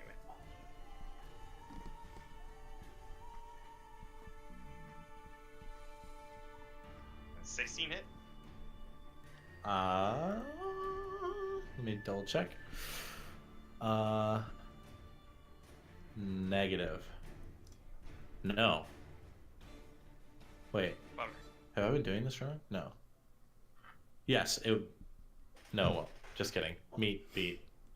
Sorry. Okay. Rip. Yeah. So it will not hit with the second attack. 16.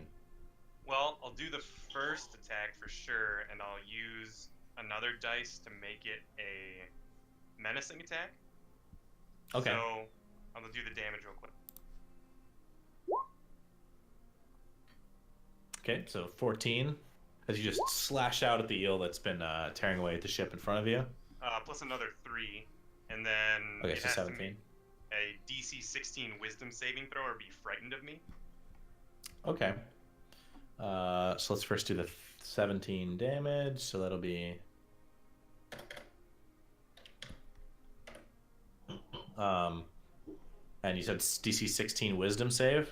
Mm-hmm. It will fail. So as you slash out at the what's it called? As you slash out at the eel in front of you, you manage to catch it across one of its eyes. And you catch the filament like translucent eye that's in front of it, not actually blinding it, but it's frightened for a moment and like kind of recoils away from you. And it makes this like strange kind of just like sound as it reels back. Yeah, so it's definitely frightened of you. Yep. I mean, yelling at it. And then I suppose, just yelling at it. Ah! More of like a growl, I suppose. I'm not a very good growler in real life, though, so we'll leave that to the imagination. Can always give it a try. Ah! There you go. And then I'll hit him with the butt as well on the way Nice. The butt. Give him Which the butt. won't hit. Butt plus. No, unfortunately. Just barely not. Yeah, it kind of recoils away from you as you just slap down into the water. And I guess having done that, I would move back to the controls and put my halberd back down. I can't actually man them until next turn. Yeah, you're like just getting back to them as at the end of your turn. So here, Nice. Jesus Christ, what's happening with the grid? All right. Cool. That'll do it, though. All right, Soren, you are up. I'm going to interact with the controls to propel us forward at ramming speed at this eel. Which eel? The one that Hicks The- is the- fighting? Yeah, the one straight in front of us. Can All we? right, Can we get there? No. Unless you Is there want a to boat dash? use your action to go double. Yeah, I want to do So that. let me double check. I want to make sure that that's far enough. So let's see. It's a 40-foot. Ah, just barely. Yeah. Pedal to the metal. So Marleone. Dear Marleone, God. go ahead and make a acrobatics check. If I fail this, I hate you, Soren. Try to get you there. You managed to like We're as still the friends. boat jolted forward before, you've kind of gotten a good stance. And this time, as you heard Soren yell from behind you on the boat, you've deduced that Soren is, as he usually is, invisible on the boat somewhere. And you see the levers begin to move, and you brace yourself against the boat as it tears off towards the eel in front of you. Before you even have time to do anything, you come crashing into the back of the eel. I want both of you to make another acrobatics check as you slam into it. Yeah, both of you managed to stay on your feet as you slam into the eel. The armored section of the boat, just like slamming right into a weak spot on the eel, and you see it kind of like curl up for a moment and let out that cry once more. And kind of tenses. You feel like that was a very solid hit. So you have a bonus action and movement if you want to unman the controls. You can't. You use your action for that. Nope. And your I'm just gonna. interaction. I'm like. Are they? Is it? Am I like actively paddling this thing, or is it like mechanically? It's mechanically paddled. So there's two levers on your left, right, one side, and as you turn one of them, there are like these two rudders underneath that are in like a flapping kind of like swimming motion. So moving them alternatively like makes you go really fast in one direction. If you only do one, you turn in one direction. Yeah, I don't think that there's anything else. Like someone was just like invisibly, but just like looking very concerned and like gritting his teeth and like hanging on for dear life, and also just like continuing to paddle, like driving into this thing. Yeah, and you just beach up right against the side of it. That kind of kicks up, does. Yeah, you got a good ram on this thing. Man, yeah, that'll be the turn. All right, all around, you're up. The boat is poised to launch. All right, yeah, I'll kick it. Launch it. All right, so you kick it down and you dive down into the water. Go ahead and make another perception check since you're so close. This is not my strong suit. Nope.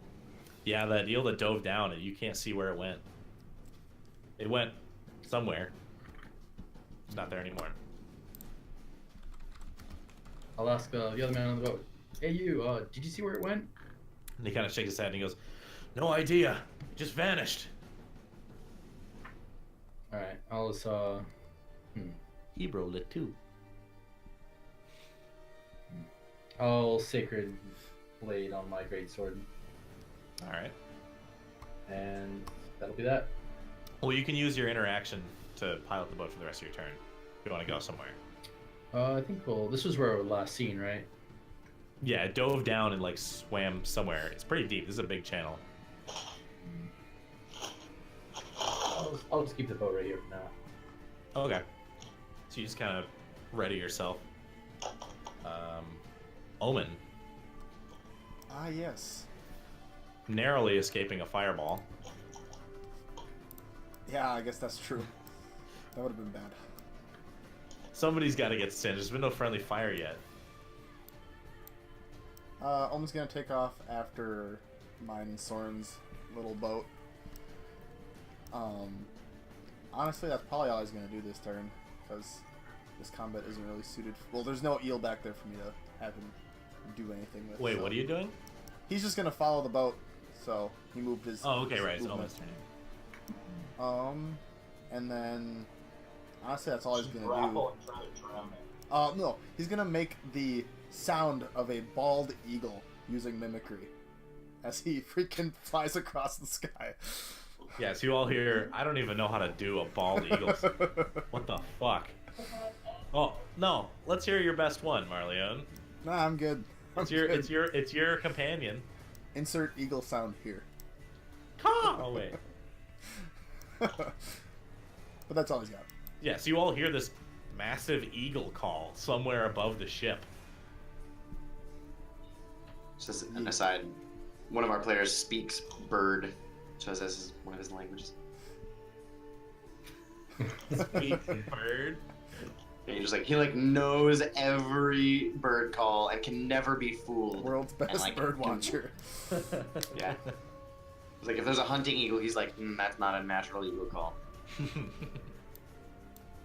All right, so it's Omen's turn. Yeah. All right, Marleone is up. Am I within punching? Oh, I gotta move up once. I'm assuming. Am I within punching distance? Yeah, you're literally like beached up on the side of this eel. It's a big eel. I mean, the Get boat him. can move. It's freely moving, but like you're up against it. Okay, cool. I'm gonna punch it twice. Gonna do that thing you do. That'll hit. Second one. That won't hit. So 5 bludgeoning damage. All right. And I'm going to spend a key point to use patient defense to dodge. Okay, so you take the dodge action. Yeah. And is anything else? I'm gonna take a step back again. And then Alright, to kind of stable yourself again. Yeah. As you do that, the eel that you've just punched and was rammed and was also shot and stabbed. Pretty much any kind of assault you can think of was done against this eel. Immediately, after being slashed in the eye by Hixus, swims down like away from the boat underwater. I want Soren, Marleone, and Hixus to roll perception checks. I'm way too into Finally, boat. goddamn. As it swims down, you see Marleone. You see it kind of swim. It swims directly away from Hixus, but like towards the underneath of the boat, kind of like in this direction. And then it. Well, you can still see it from where you are. So its silhouette is like right down here, like underneath. And it just begins. It's like continuing to swim down that direction, away from. It's swimming very deep, I should say, away from Hixus. It's gonna be its entire turn. Fanyu's turn comes up. All of you see as Fanyu and the crew member get very close to the edge of this whirlpool. As the crew member and Fanyu both take their spears and mount them over the side. They have to make a save. They make it. So the whirlpool is like begins to suck the boat in, and you see Fanyu signal back to the crew member. He yells something, but he's out of earshot at this point. The crew member just yanks on two of the levers, and the thing just like completely turns away from the whirlpool and manages to stay out from the effect of it. They both mount their spears in the side, and they pull the they mount the two key slots, and the same explosions come out of the front. Both making attacks. The crew members just kind of like tumbles a bit and falls end over end, the spear not getting enough velocity, and falls into the water in the whirlpool. Fanyu, however, true to aim, fires the spearhead. This massive, like the cloud of smoke that comes out of his spear is like got this red tinge to it, as it flows up and kind of billows from the end of the hollow spear handle. The head itself, on like a rotational pattern, disappears into the water, but you see the eel tense for a moment as it most likely made contact. I want Verna to make a perception check. Yeah.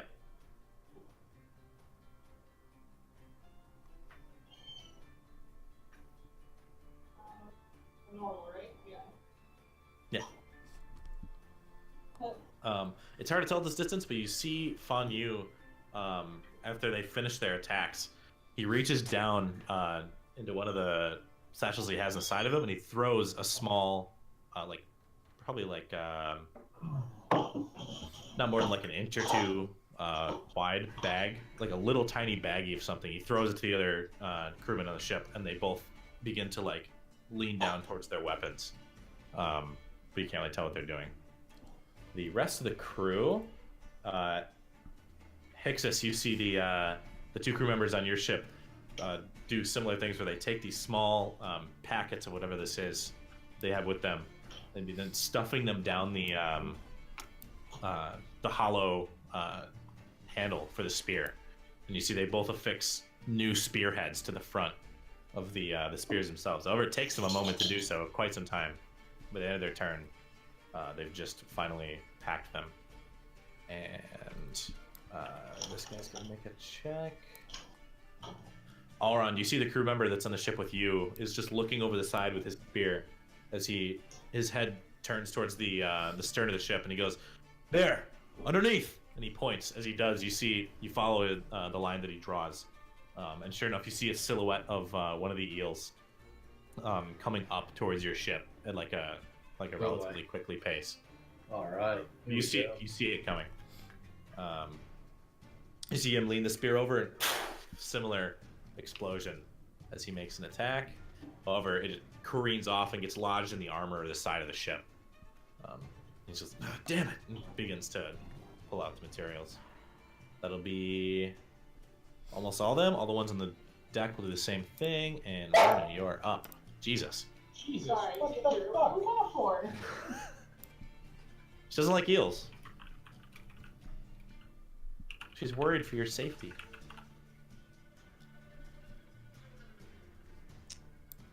All right. Verna, you're up. So,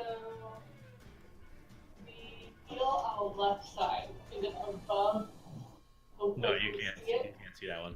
Okay. And can I see the one on the right at all? Or is it something to the vortex? You know it's there. You can see like the silhouette being like thrown around in the whirlpool. Okay. If I move, would I be able to see the one on the left? No, because it's completely underwater. Okay, that's what I thought. Okay. So you're not even aware that it's over there. Okay. Okay. So.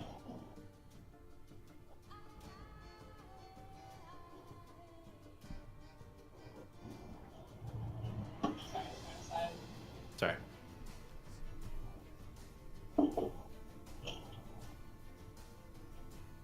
I guess now's a good time, while Verna's thinking, to suggest to everybody watching that they should donate to Extra Life. Do you actually have a lot of followers right now? I am not on the stream. I don't know. There's like 6, 7 people watching. Nice. Thanks, 7 people. Let's get a slogan for Extra Life, Dean. Wait, a slow, extra life, give money to kids. That's actually pretty accurate. It's to the point. Hell yeah. Okay.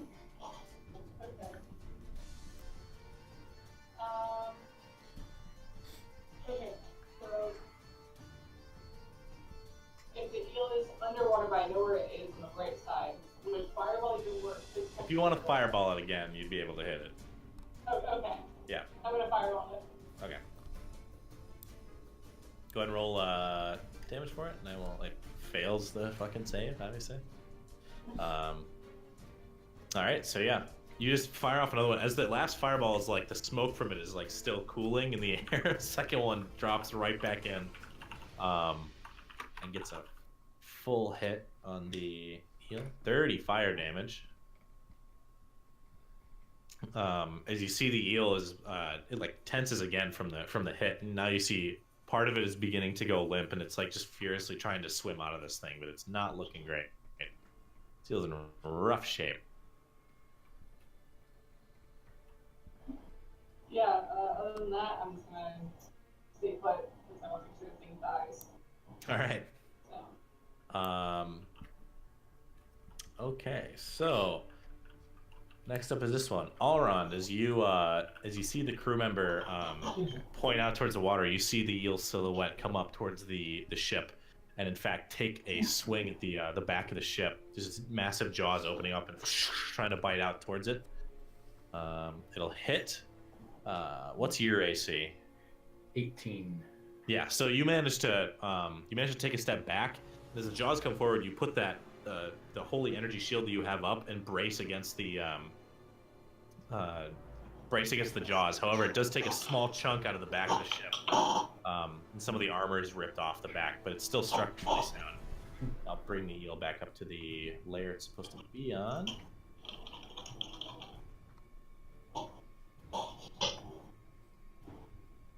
And it is right here, like that. And I want you to make an insight check. Ooh. Investigation? Insight. Alright. I see.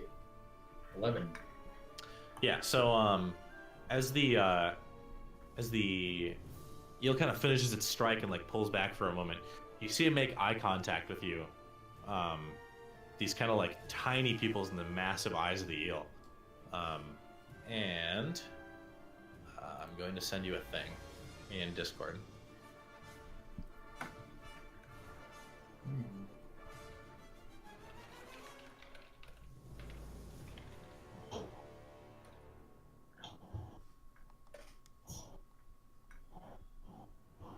And with that, it kind of lowers its head down just below the surface of the strike. That's going to be its turn. Is it still like above the water, or it's just like right below it? It's right below the surface of the water, but like it's there. You can see it clearly. It's like reeling back for another attack. The eel in the whirlpool is still in the whirlpool. Let's see if it can get out. It rolls a natural 20. No. And but I don't think 19 on the other one. Ooh. Wow. He was ready However, to leave. however, I don't think that gets it all the way out. I think that just gets it able to get out. Yeah, like it can move. Yeah. Now, so whirlpool. Let's see. Athletics check. When a creature enters the vortex the first time, blah blah blah. Creature caught in the vortex. So first time each turn. Okay. So it saves, but it can. It's going to be within range next turn still, so it's going to use its full movement, but it already used its action to get out. Let's see.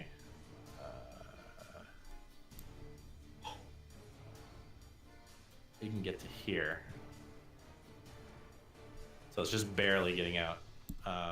It just like surfaces and just kind of thrashes for a moment. This eel is like singed and burned on like all sorts of parts of it, just furiously swimming out, just barely escaping the edge of the whirlpool, but not quite all the way out yet. That's going to be all it can do for its turn. So Pate, you're up. As you see this thing just furiously swimming towards the ship. That's gonna be a fireball. Oh, okay. Switching it up. You guys are just Go ahead. tiny Saiyans. These two are our cannons on this ship. And he will fail the save. Jesus Christ. 28 fire damage. Yeah, as it surfaces, just so you know, Verna, it saved from your whirlpool, but it didn't get all the way out yet. So on its next turn, it has to save again and not get sucked back in. Okay. Because it was all the way at the bottom. Did it take the damage? Yeah, it's taking 28 fire damage as you just lob out as it just barely crashes through the edge of the whirlpool and like surfaces for a moment. It just is met with a fireball right in the face. Get out of here! 28 fire damage. So let's see, 30. I got a fever. I think that's right. Somebody check my math. That's fine. Need more fireball. Yeah, so it's just like it rises down in the water and it's just completely singed and burned across the face. One of its eyes is like burned closed. Yeah, it's looking real bad. God damn, these things have a lot of health. Yeah, movement, really, shit. movement, and a bonus action. I'm out of everything. I'll stay right. Actually, I'm gonna try climbing that mast again. Okay, so you run back up to it. Go ahead Yeah. and make an athletics check. Are you sure you don't want to do dexterity? You gotta lift yourself up, dude. It's a rope. You're climbing a rope. You're not like bounding off of like ledges and stuff. You're not Spider-Man. This time you managed to take some of the heat left from the fireball that you just cast and grab onto the rope, and you hear the kind of like drying out of the rope and cooking off some of the moss, and your hands cool off. You manage to get a grip and pull yourself up onto the platform. You're about 6 or 7 feet up. Nice. So you're on that platform now. You're like right there.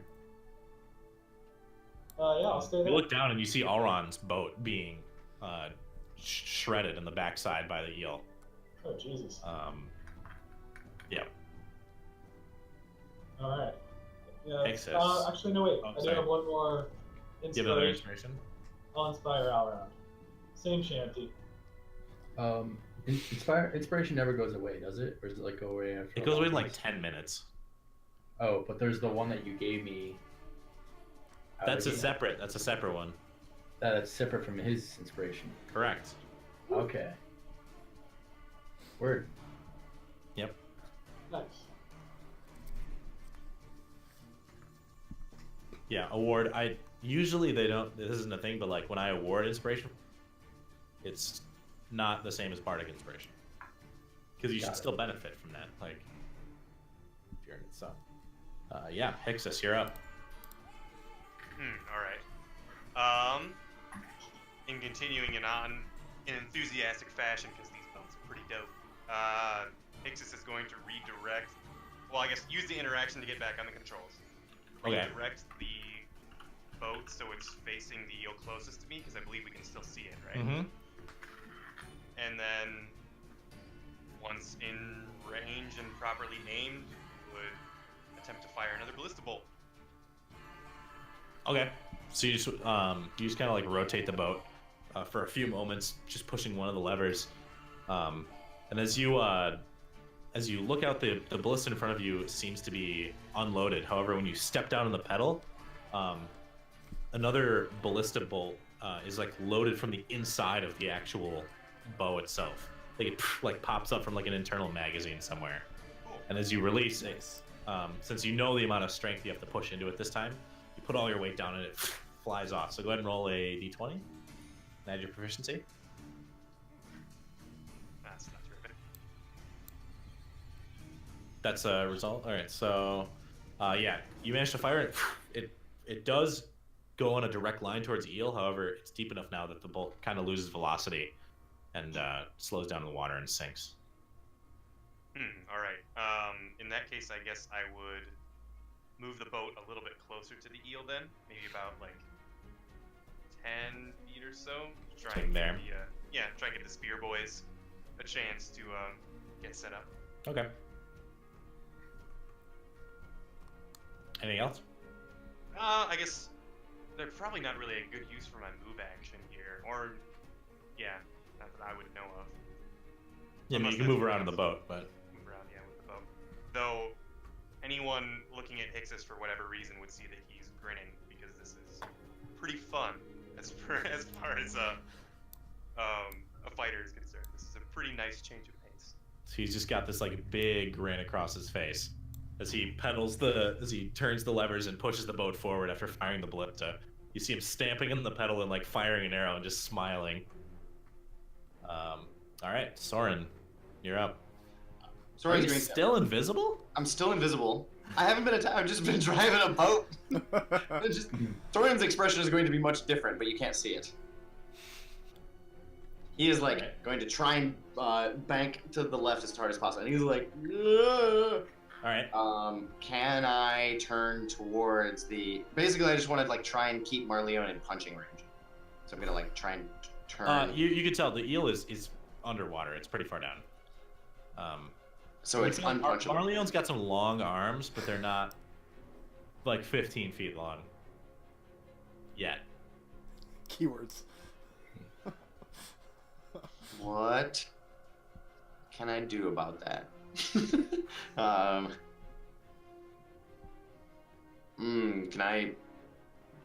Eldritch Blast go through water? I guess there's only one way to find out. I don't think you've ever tried. I sure haven't. I mean, it's a blast of force. Well, you know what? I'm still going to like kind of bank the boat, or at least like bring it to a stop and then like turn it towards. Like, rotate it like this way. Yeah. You probably move like there. Yep, that looks good to me. And then I can like try and chase after it depending on which direction it goes. What does it use a full action to fire your thing? It's an action to So I am going to rotate. Oh wait, that's your interaction. Yeah. So interaction controls. Right, because you're a caster. Never mind. My bad. Yeah. So interaction controls, bonus action hex, standard action blast. Correct. All right, it's hexed. These are the rolls to hit. Yep, those are the rolls to hit. So the first one you let out, kind of like gets a little distorted by the water, as it kind of spreads out and manages to not hit the eel. However, as the water disperses, you see an opening. You fire a second bolt through the exact same spot, and you manage to strike the eel right in the side, all the way through this like 15 feet of water. You've created like a temporary air tunnel from the first blast. So the 21 will hit. Sweet. I'm visible. Yeah. First, there's a blast. Then you look back and you see Soren with a not smiling expression on his face. The rolls hi are there. trash. So that is 6 force damage and 6 necrotic damage. All right.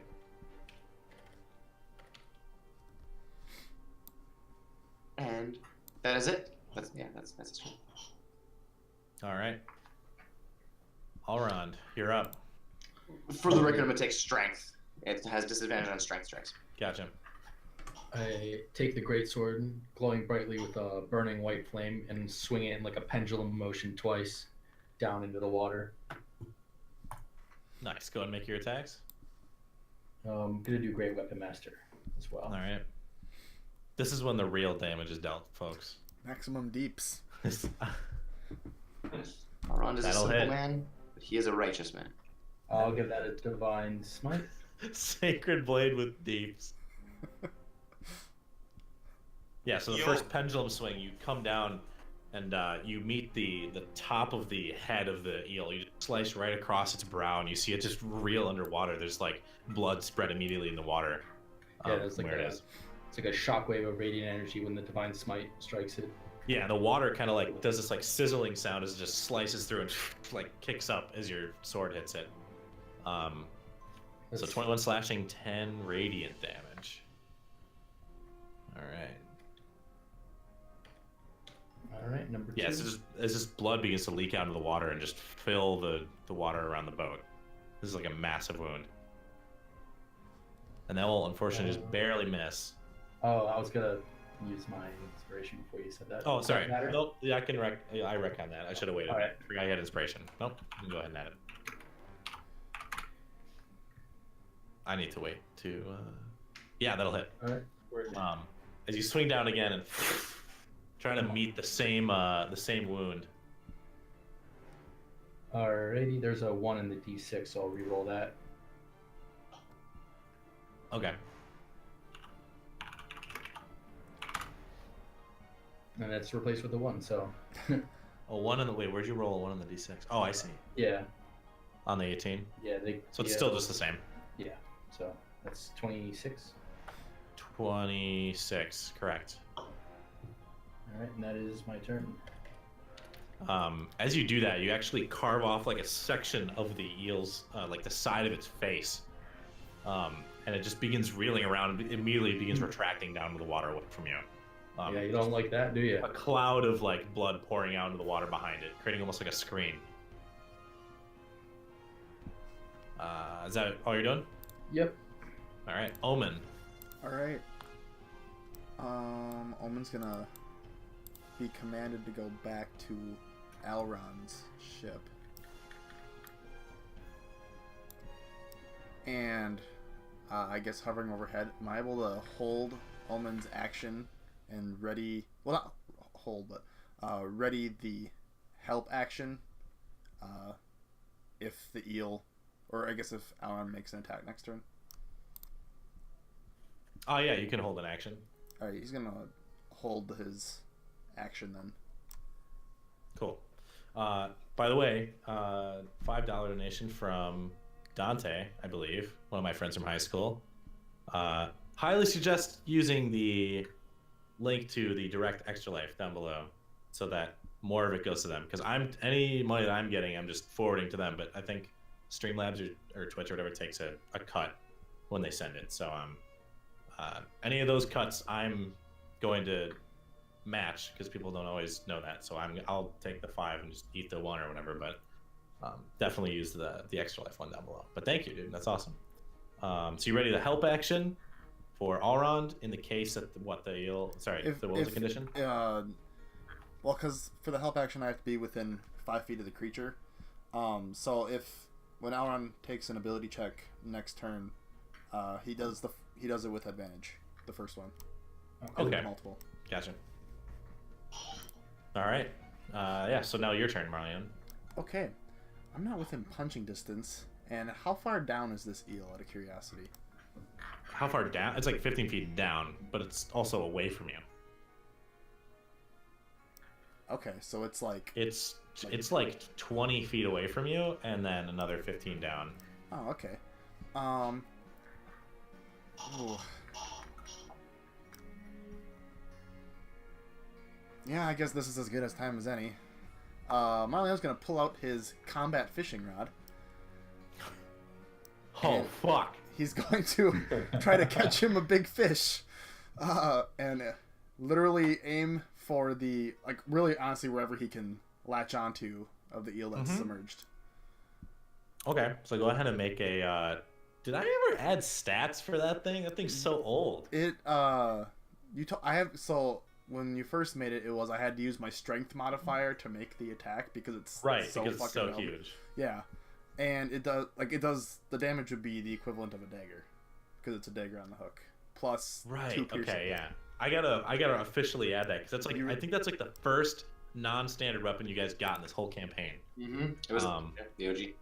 So yeah, add your strength and then proficiency because you had it. Okay, I mean, Yeah, go for it. You got fucking proficiency in this thing. Okay, sweet. Well, it would be 15 then, which still wouldn't hit. Yeah. So as you cast out Soren, you see him take the dusty fishing rod out of the bag and cast it out, and it does like go right towards the eel, but because it's so far away and deep, like it loses a lot of velocity. However, it does like dangle down towards the. There's no bait on or anything, but like. No. It does like dangle down towards the eel down there. Do you want to leave the line out or do you want to reel it? I'm gonna reel it back. Okay, so bring it back. Did you ever reaffix the new line you got? You put the new line on it, right? I did put the new spider slug line on. Nice. Gonna catch me a dragon turtle one day, but that's the end of my turn. All right. Up next is the eel that you just cast at. What does it make a wisdom save for you, Hixus? To break the fear? It's done now. It was at the end. Oh, it's only for one turn? Yeah, at the end of my next turn, so it should be able to act normally now. Oh, okay. So as it, you see as the hook from Marleone's fishing rod goes in and reels back out, you see its eyes turn towards it, and it follows after the rod. And as it pulls out of the water, and you reel it back in, and as you do, following that small little splash of water, bubbling up out of the surface tension comes the eel's jaws once more. And he goes biting towards you and the boat. I want. What's your AC, Marleone? That doesn't matter. It doesn't hit anyway. Roll the fucking 2. But it does hit the boat. As the jaws sink into the front of the boat, thrash for a moment, and then you feel as the front of the boat. You see a crack just run down the center of the boat, kind of like fracturing the whole deck from where you are. It just clamps down as hard as it can. As it does, its eyes meet yours. I want you to make a insight check.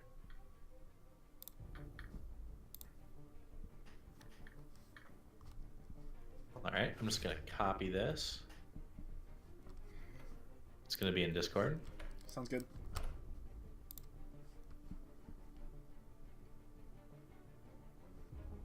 All right.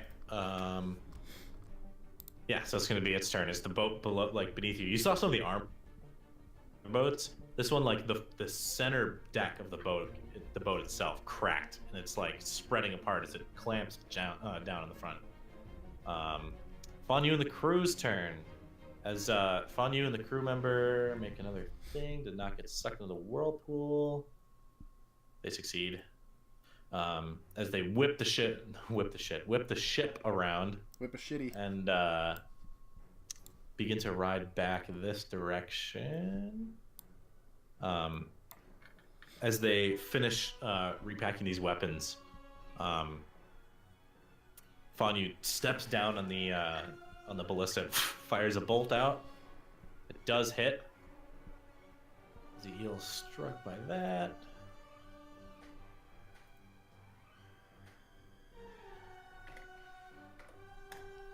The crew member lays his spear on the front of the boat, and the familiar explosion comes off once more as he pulls the key slot back. That one, however, misses again and just ricochets off, like skips along the water and sinks down into the channel. As Fonyu continues the boat towards it, doesn't reach all the way to the eel. The 2 crew members next to Verna are going to lay their spears over the edge. Both fire off. However, both of them relatively inaccurate. The spearheads just like fly off and near the eel, but managing not to hit it. The one on the side near Soren and Marleone takes a shot. Does hit near the back of the eel, kind of like right where the tail is coming out of the water. Just kind of gets a glancing blow on him.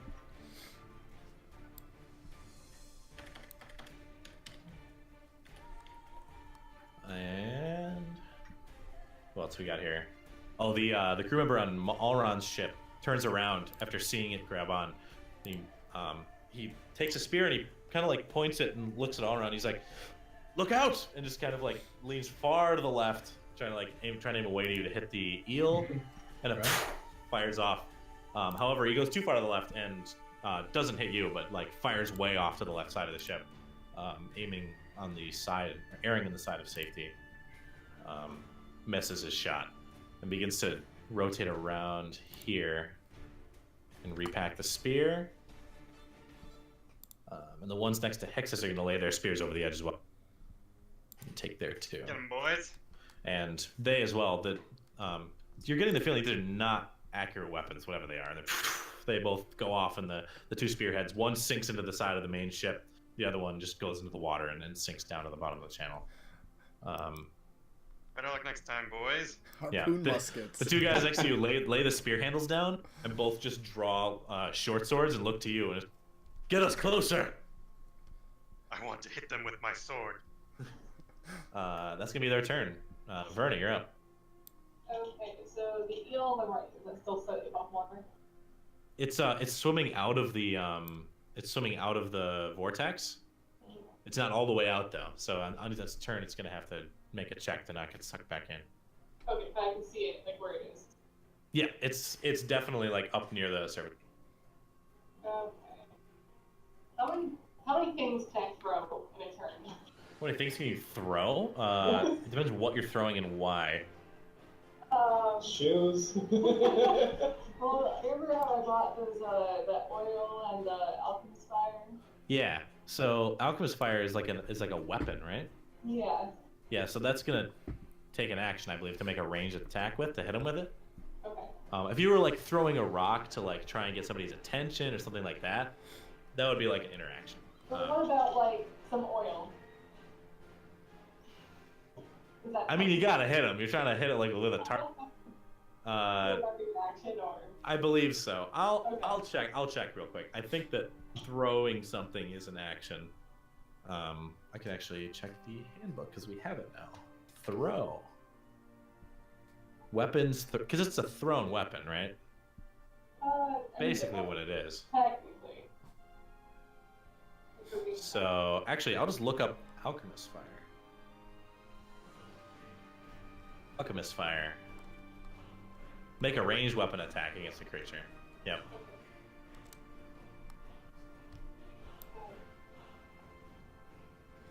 I might actually try. Haven't used it yet. My crossbow. Mm-hmm. I don't know how to use it. I haven't used it yet. Are you proficient with them? Yeah, I believe so. Okay. So a crossbow is it's a loaded weapon, and it's assumed that you keep it loaded like at all times. So you just make a ranged attack with it. So it's gonna be a D20 plus your Dex plus your proficiency modifier, So, and you're easily within range of it, so you can hit it from here. Because I think a crossbow is like 60-some feet or something. the one I have, I think, is even more. Is it a hand crossbow or a light crossbow? It's a hunt crossbow. It's the Highland hunt crossbow. I'm pretty sure it's a light crossbow. Light crossbow. Okay, so that It's is. It says that Yeah, it's 80, 320. So a short range of 80 feet, which means you just make a normal attack. Between 80 and 320 feet, you make an attack with disadvantage, but you're way within that, so. But I also get this crossbow in particular has an increased range of 50 feet. Okay, so you're even more within range. So you said what was it, a D20 plus what? So a D20 plus your dexterity modifier, and then plus your proficiency modifier.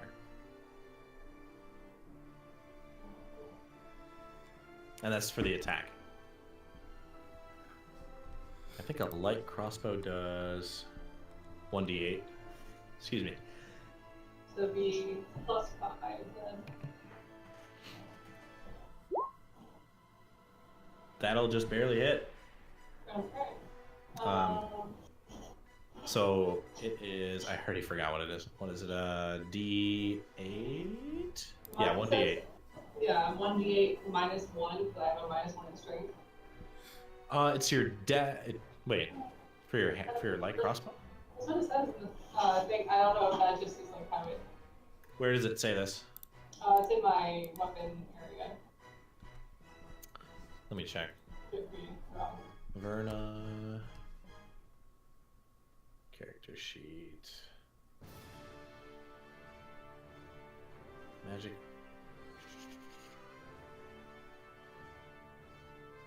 I don't see the -1. Oh, Highland Hunt crossbow. That is because the damage should be plus dex, not plus strength. That's my bad. Okay. So I fixed that. Now it's +2. Oh, cool. Okay. So just D8 +2. see this correct. Yeah.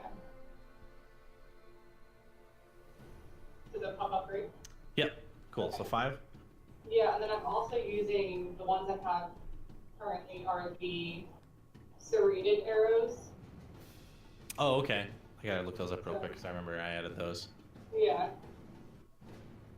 So additional 1 piercing damage, and then for each turn after the creature was used, its bonus action to attempt a DC 12 Constitution check, or continue suffering 1 piercing damage.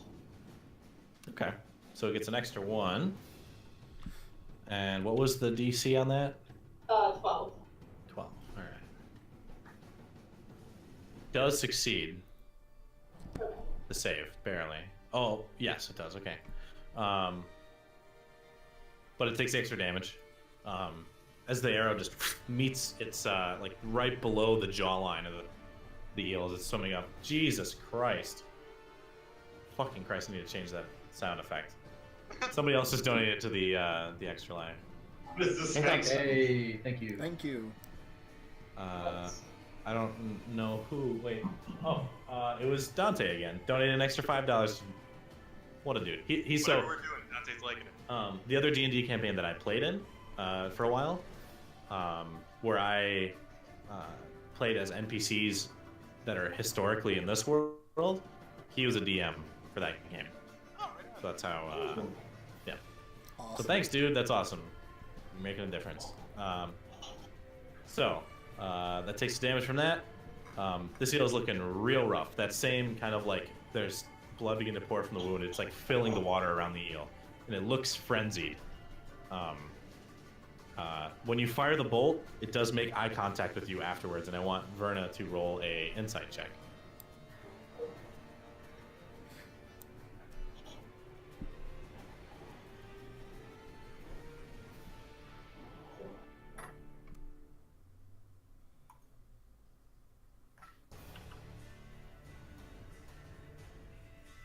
It's not really.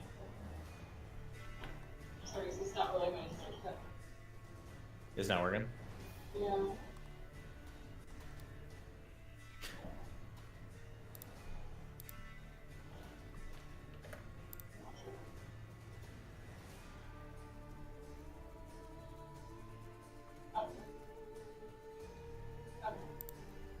All right. I'm going to send you something in Discord real quick.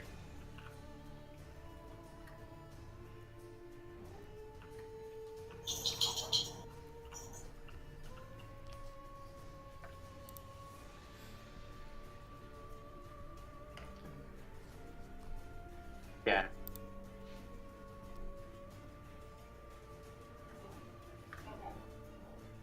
All right. Anything else on your turn?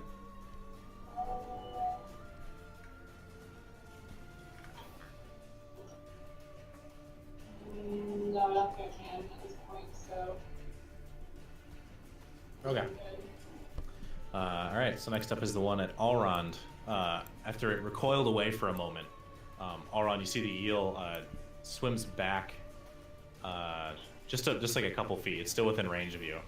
And its head peeks up from underneath, like its two eyes kind of glare through the cloud of blood that's filled the water where it is. And I want you to make a wisdom saving throw. With advantage. Nice. Unless it doesn't count for this. Right. Yeah. Well, it's not attacking.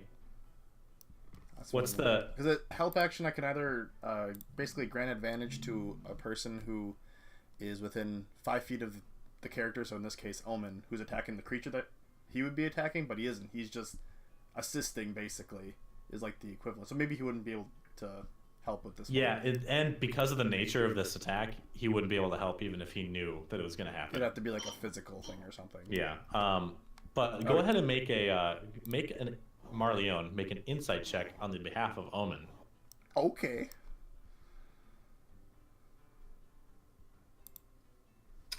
$15 I gotta see what his wisdom with is. my 15. charisma. Is your save? Mm-hmm. Let me check.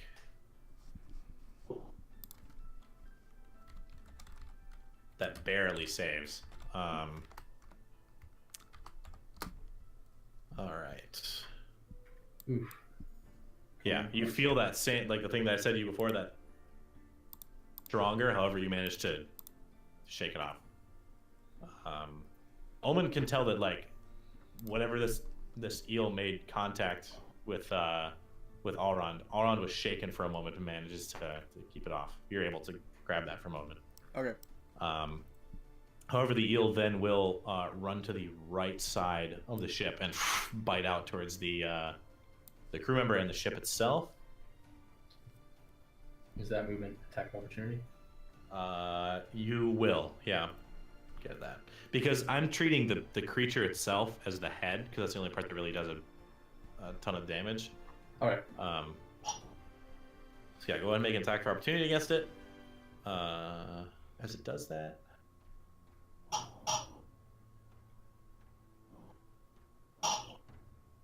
Ouch. Oof. And the little die on the screen too hovered on the 19 and then fell over to the 1. It did. It Oh. definitely did. They coded that to probably happen. Womp.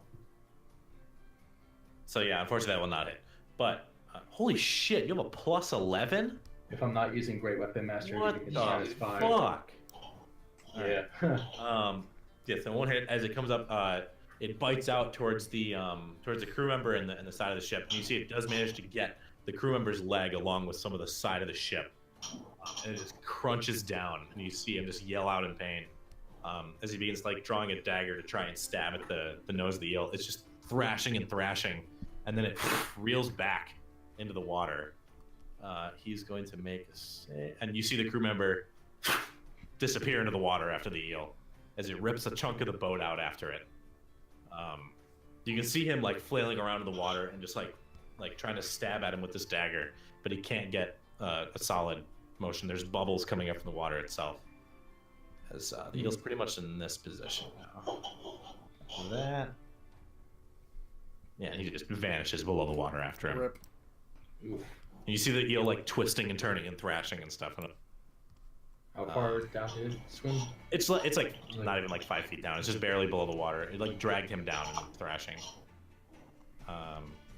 That's going to be its turn. This seal is going to try and save to get out of the whirlpool. 16 was your DC, Brenna? 15. 15? It does succeed as the eel finally makes its way out of the whirlpool. Battered, seared, and shot. It swims hurriedly up towards the side of the boat, and you see it dive down for a moment, and then use all of the energy left in its body to swim up towards the side of the boat. Becomes halfway airborne for a moment, and these like almost in like a slow motion kind of thing. The jaws just open up towards the side of the ship and crunch down towards you. What's your AC? 12. 12. You managed to make yourself small and hide behind one of the railings of the ship, and it bites next to you. However, one of the crew members, the one to your right, gets grabbed by the arm and pinned against the railing. as they begin to wield a weapon as well, just yelling out. She has a dagger in her hand. She's about to stab the eel. It's going to make a roll. Yeah, and as this person takes a dagger out, she looks down at you and goes, "Don't worry, I've got..." And she gets ripped off the side of the ship as the eel's gravity pulls itself back down to the water. Slamming into the water, the crew member goes after them. Dang. And the same kind of terrifying carnage begins to happen just below the surface of the water as the eel thrashes around with this person in their maw. However, they did not land a hit on you or the other crew member. As there's like this kind of like silent thrashing going, the other crew member looks down and just goes, "Oh my god!" and just begins to repack the spear that they have. Hey. All right. I'm gonna move to the edge over here. Do you want to jump down from that platform? Oh wait, actually, can I see the eel from up here? Which one? Uh, Actually, you can see all of them. yeah. Okay.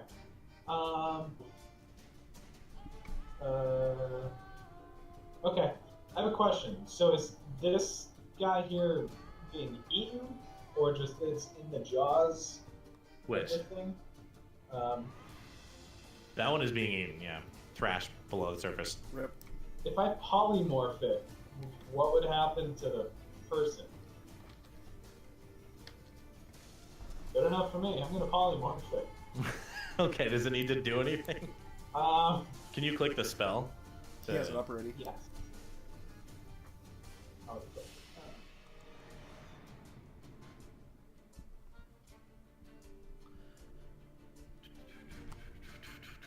Has to make a Spells no saving throw. effect. Wisdom.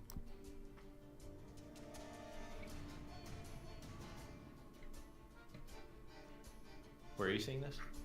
Above Elrond's channel divinity, he has that. But then if you look on the third line of polymorph, it says an unwilling creature has yeah. to make a wisdom saving throw.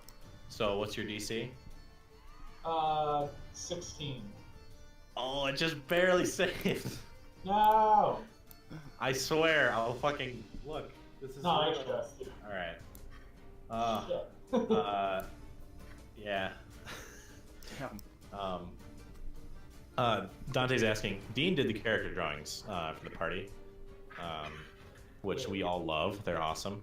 So So I actually finished the rest of the game. yeah. And Well, lazy since drawing. we're not paying you, we're not going to tell you to do them. So whatever you want to do them. Yeah, they're pretty great. So yeah, they polymorph. You feel like begin to close in, and you feel this like resistance almost like come off of its mind, and it like thrashes around and it dissipates the spell. I knew I should have fucking fireballed it. So fucking close.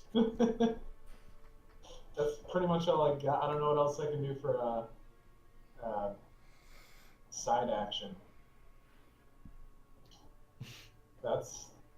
That's what I got. All right, Hixus, you're up. Well, I guess since the boys want to get in there, I guess I'll start with the ballista bolt. Okay, so you step on the bolt and another one comes up and fires out. Go ahead and make a attack with that. Oh, yeah, that's a good one. That'll hit. I don't know how much damage these things do, though. I guess I don't know. I'm rolling it. And As the bolt sinks into it, you see it kind of like twinge for a moment, and but it doesn't pay a ton of attention to you. Dang. Well, let's get the gang in there then. I guess I'll move the boat up. I guess its head is probably the visible part since it's like close to. Yeah, it's a little slanted, so there's like the head and then it slopes down to the water. But like you could hit like the front third of it. Yeah. Let's try and bump into him here. See if we can't get the. Well, we'll not quite bump into him because I don't want these guys. You just want to get up close to him. We're gonna get up to him. Okay, so you pull the ship up, but you like pump the brakes a little bit to try and slow it down as you get close. And the two crew members run to the front and like get ready to slash at it.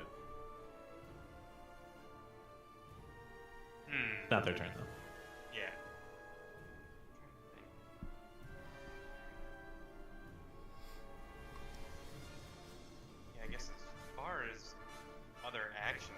because I used some of my move and my action to attack, could I use either my interaction or a bonus action to just do the athletics check portion of reloading the ballista? I don't know if it would help any, but It's all one thing. Ah, okay. So it's got like there's like think of like a mounted ballista, but it's hard mounted. Barely turns at all, and then there's like a slot going down the center where they're popping up. So when you press on that, it's like when it's empty. When you press on it, one pops up and then it pulls back and releases. So like it was empty at the beginning of this turn, and when you pressed on it, it loaded and fired. Okay. All right. In that case, then, yeah, I think that'll do it. Just maybe shout an enthusiastic "Get in there!" to the boys, and then call it a turn. And they kind of turn back, just like "Rah!" Just run to the front of the boat. And they're both like clanging their swords to flash this thing. Soren, you're up. I'm gonna give it the old blast. Give him the old blast. The All right. Eldritch kind. So We it just is did a like sound back effect up. of the, what is it with the stormtroopers? Blast them! That's big. That was right on. Yeah, so it's like facing us now, right? Yeah. All right. An easy target. Give him the old double blast. First one will hit.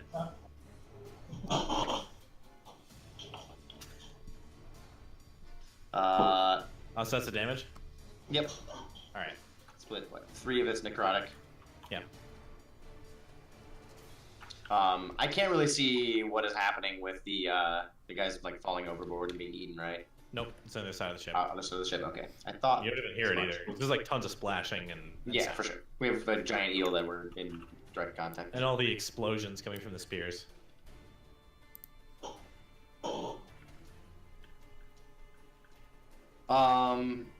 And I think we got him right where we want it.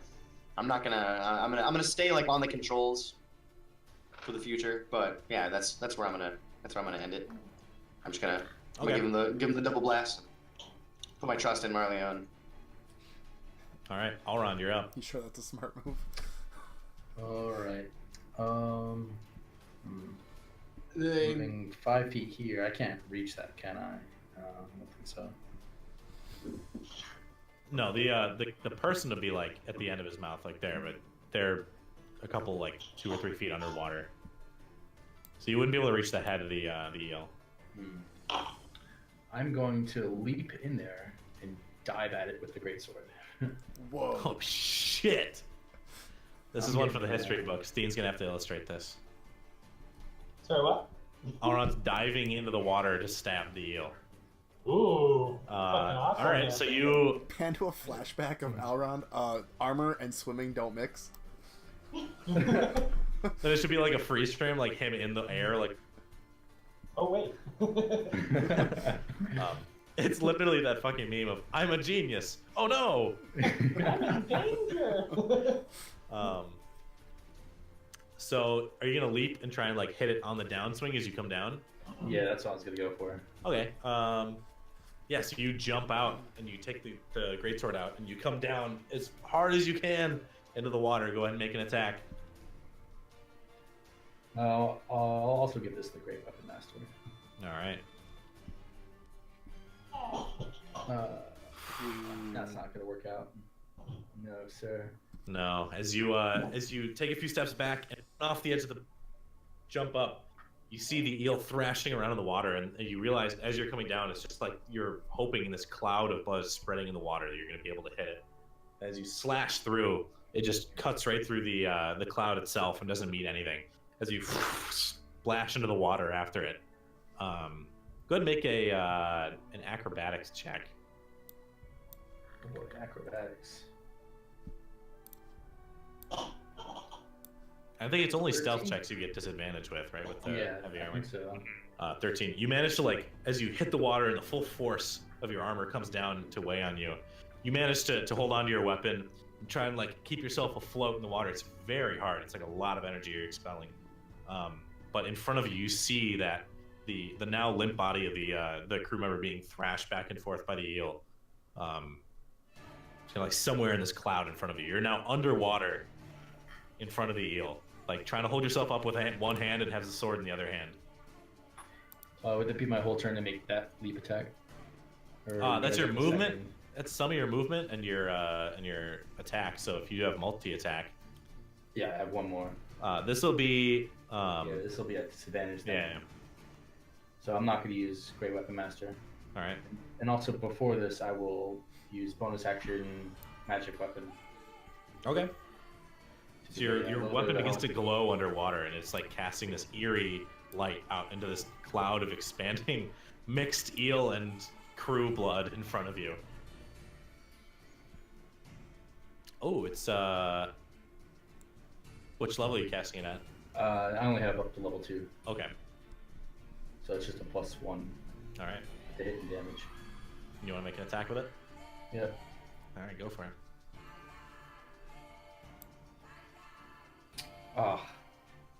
You know what? I'll give that my other inspiration. Am I able to choose which one I roll it for the inspiration? Does that work like that? Well, so this is the roll you have is 16 right now. Oh, so then I can choose to. So you can like, because you have disadvantage, right? So Yeah. 13 to 16. Your 16 is a current roll. Now you can choose to add a thing to it or not if you want. Yeah.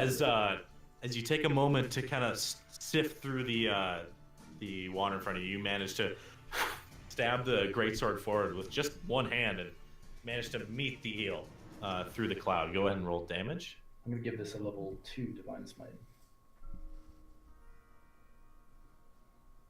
I don't see the There's a other one in die. there. Huh?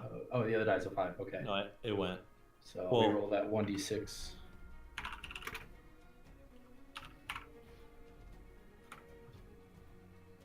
Oh, so the one's replaced with a 2, so that's 12 damage. Wait, is good. It is. As oh And man. Then the Divine Smite roll 2. Oh, okay. All right.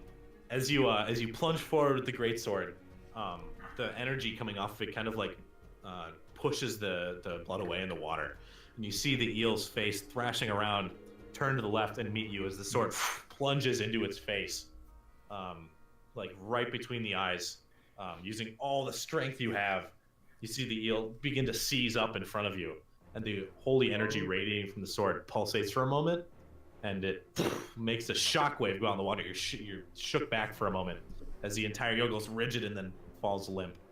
Oh, thank God. However, go ahead and roll an athletics check. Oh, hey, I'm good at that. In armor? Oh shit, you're good at that. You Oh, feel that it's the average. eel stops thrashing and lets go of the crew member in its maw. However, you feel yourself begin to be pulled down with the eel as it falls to the bottom of the channel with your sword stuck in its skull. Yeah, the sword can go. I'll let go of it. You let go of the sword? Yeah. Okay. As it begins to like drift down. Okay, I should note the eel's not like falling like a rock. It's a fish. So like Yeah. it's beginning to drift down, but yeah, it's like it's going like if you held onto it for a few more moments, you're like, oh, that surface is getting real far away. So yeah, if you want, you can. I'll stick to it. I'll let go of it. Okay. So you Is let it go of the broad sword sword? as the eel begins to float down towards the bottom of the channel. It's probably like 10 feet away from you right now. 5 to 10 feet. Can I use the rest of my movement to start swimming back up? Yeah, with the lacking weight of the sword, you're able to bring yourself back to the surface, take a big gasp of air as you kind of put one arm on the side of the ship. Alrighty, and that'll be my turn. All right. So that eel is deader than a bitch. That is the official term. Omen. So did Omen? So Omen saw like everything that fucking happened with this. Omen saw all this stuff happening on the surface. It's impossible to tell exactly what happened, but you know Alron went down. The eel is now dead, floating to the bottom, and he came back up and put his arm on the ship and stabilized himself. Okay, so he's not like sinking or anything right now. No, you see him come back to the surface. Okay, good, because that literally determined everything that I freaking did this turn. So, Marleone is going to I guess. Ooh. Because I'm assuming with this thing, I wouldn't get a second attack, would I? If I fired off my fishing rod again, or would I? No, That's what I thought. unless you have a basic multi-attack. I well, mean, I should know if you have a basic multi, but you have to reel it back to you. So you could like I could cast it a second time, but not be able to reel it back. Is that what I'm hearing? you could cast it to hit, and then you could like hit it on the head with the rod because it's a great sword handle. But it takes like a thing to reel the thing back. It takes time. Okay. I need to officialize this weapon. So old do. and so untracked. You do. It's a rogue weapon in your inventory. Could have been anything. Well, I guess Omen's gonna. How am I gonna? You know what? Okay. Well, I guess we're gonna finish Omen's turn here first, because I never actually did that. I kind of just jumped straight around because our turns are right next to each other. Omen's going to fly and like hover around. No, somehow. I guess he's gonna land on the ship and use the help action to help Elrond up next turn. ... Question mark. So Elrond, as you're climbing up the side of this ship, right? You kind of like have one gauntlet on, you're like putting another one on. Omen the Raven flies down to the side of the ship and just takes one of its small little talons and just kind of like lays it on your gingerly. It's like patting you as you're like climbing up. Oh, thanks, bud. Now that, okay, so that's Omen's turn. That's it. Only can pass through the order now. Is the head like, if I were to move up on the ship, would I be able to punch it? Yeah, from where you are. Okay. We're gonna move to the You're edge on of the the ship here, and we're gonna punch it twice. All right, go for it. That'll hit, and that'll also hit. Give him the business. They don't know how to box out here in the ocean. These eels are so bad at fist fighting. For in the the second pocket. one, we're gonna try a stunning strike too. Okay. So 14 bludgeoning damage. And then I'll spend That's my a bonus action to Constitution dodge. save. Yeah, it's a con save 14. It will fail drastically. Seeing as how it failed, Marleone's literally gonna yell, "Now is your chance!" And use bonus action dodge, and that'll be the end of his turn. All right, just take the action to dodge, Yee. and it is Bad Eel's turn. So your stunning strike, does it stun for one turn and then it It saves, or how does stuns that? through the end of my next turn. Okay. Yeah. So as let's see, creature automatically fails.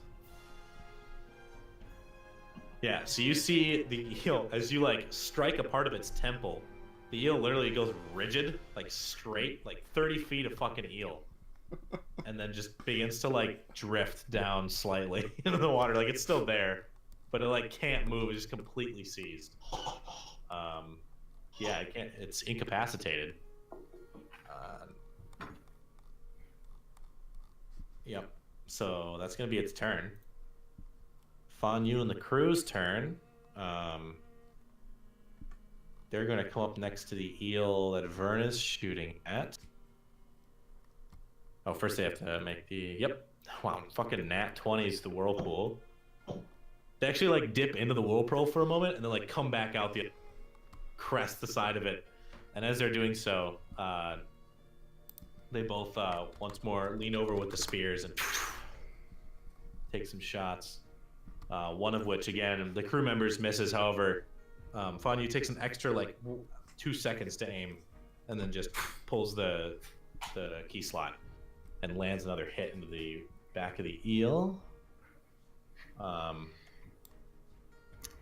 This time, striking the back of the neck of the eel, and kind of slicing a massive gouge into the side of its neck. This eel looks very rough. It's just like still thrashing around in the water just below the surface. And then they're gonna try and get like about here. Oops. They should probably stay on the boat. Jesus. All right, yeah, that's their turn.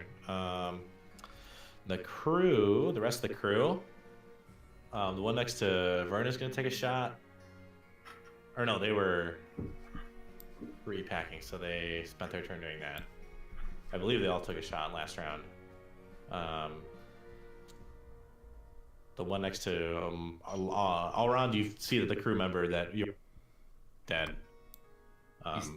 He's dead? Yeah, because they were thrashed around for an entire turn. As the eel sinks down, you kind of look down the water. You see that they're like a dagger hold in its head, but it wasn't enough. These things are huge. Yeah. As is the crew member that Verna has over the side on her side of the ship. But the two crew members that Hixus has brought forward finally are able to get their slices off at the eel that Marleone has stunned, both having advantage. And both completely whiffing. Boys, come on! As they're slapping their swords down in the water, sitting there. Can't hit them at all. You're kidding me right now. 3 2s and a 3. What the fuck? Yikes. Holy shit. Yeah, so they don't do shit. And I think that's the rest. Oh, there's the one person that's reloaded on your side. This guy here. So other than that, that's the crew's turn. Verna, you're up. Okay. This eel is like just finished thrashing this guy and is like calming down again, looking to get ready for another strike.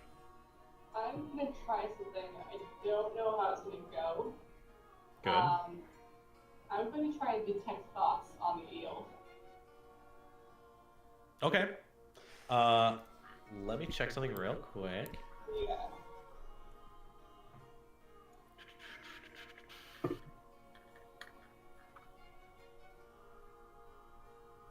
Okay, detect thoughts.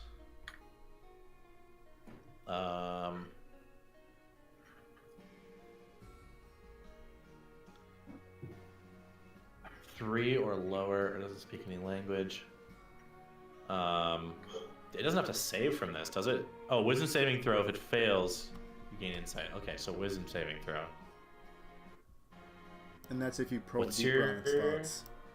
What's your DC? Spell save? 15. 15.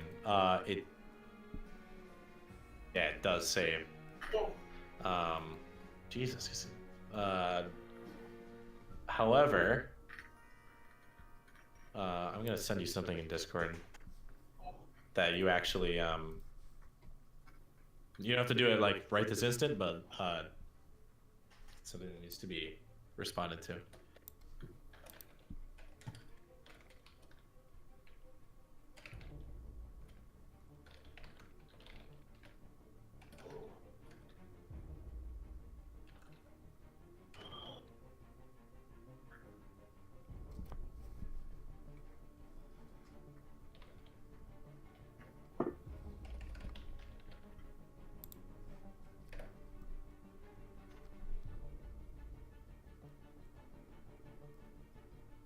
During the typing break, I suggest everybody once more look below to the Extra Life link. Donate to Extra Life. It's fucking awesome. Makes a real difference. As Dean said, give money to the kids. Give them That's what they money. do. They go around. They just literally hand money right to the kids. They don't. It doesn't go to the hospital. Doesn't go to their treatment.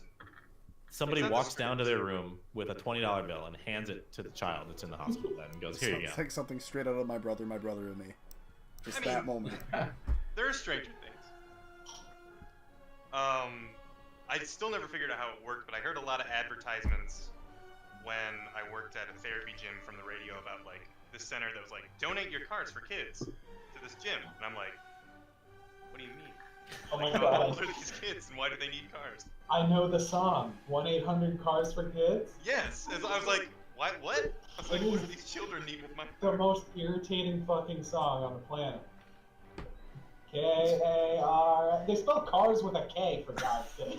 Yeah, right out of the gate, you're not teaching them automotive care. Right. I don't understand. Like, K-A-R, like the German World War II rifle? Because that's a different thing entirely. Like, I probably wouldn't help with the cars for kids. I definitely would not get right. K-A-R-S, cars for kids. Oh God, I'd forgotten about that fucking song. I'm sorry. I still lose sleep over what that exactly was for. Pretty sure it was a scam. Like, they Sounds- sell your car. Sounds like a scam to me. Even Matt's mad about it in chat. All right, so sorry, that was a long thing. I had to do an aside with Verna. So, yeah, got anything else to return? Can I do anything besides the movement? Let's see, you used your action to cast that. You got what, bonus action and a movement? Honestly, if I just back up a little bit. Okay. I'm being like destroyed by the smoke.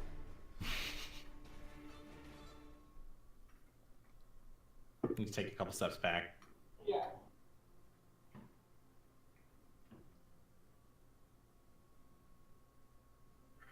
Matt says he sends angry tweets to the radio station whenever they play. Alright. I'm glad I'm not the only one that. All right, so you take a few steps back. This one's dead. And as you take a few steps back, just looking over the edge of the ship, Verna, you see the eel that made eye contact with you. Stops thrashing and begins to just sink back into the water, away from you, Okay. and actually begins to turn underwater. Go ahead and make a perception check.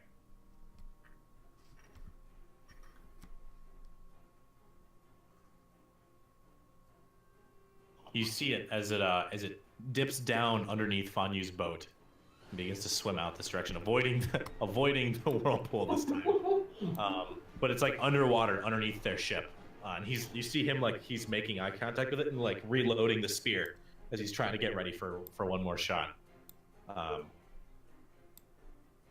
But it is like you see it like calmly swimming away now.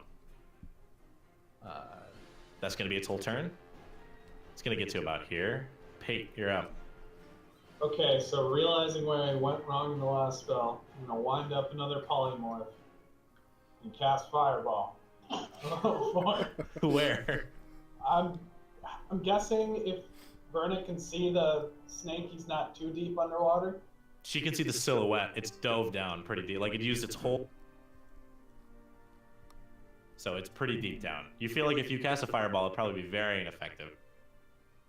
I would like to point out that Oh, Marleone shouted You can loud- see the loud other enough one. that everyone That's- would hear him. Yeah, but I you can see wanted the other that one. Guy. The fucker ate like 7 fireballs. Alright, I'll fireball the other. Okay, Where do you want to put the fireball? What's the radius? I think 20 it's feet? 20 feet, so Woof. do it right. I should be able, I think, to hit it without Yeah. murdering everyone. Yeah. I'll say that because Marleone's on the ship, it won't hit him because he's hanging off a little bit. Okay. Alright, Yeah. so like from right here. Yeah. All right. So go ahead and roll your. Oh, you already did. 25. So I need to do a save. No, you don't. What? It fails dexterity and strength. Oh saves yeah, it's automatically. stunned. Ooh. Yeah, so that's full damage. 25 fire damage. Thanks for reminding me. I even That's put the okay. status thing on there. I didn't fucking see it. So yeah, it's just like completely stuck in place as the fireball lands down. Comes like right up to the side of the ship where Marleone is like ball and just narrowly escapes it. It singes some of the bottom of the sail hanging off the junk, but not nearly the entire thing. It doesn't set it ablaze, luckily. as the eel, you see pain in its face, but it can't move. Cries one tear. Yeah, a single salty tear. Anything else? That's it. All right, Hixus, you're up.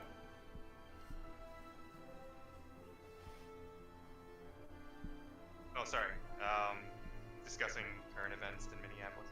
But, yeah, I guess the smile flickers a little bit. It's still there, but seeing the, Hixus doesn't know how to lead these men. And, I guess I'll use my interaction to grab my halberd as I pass the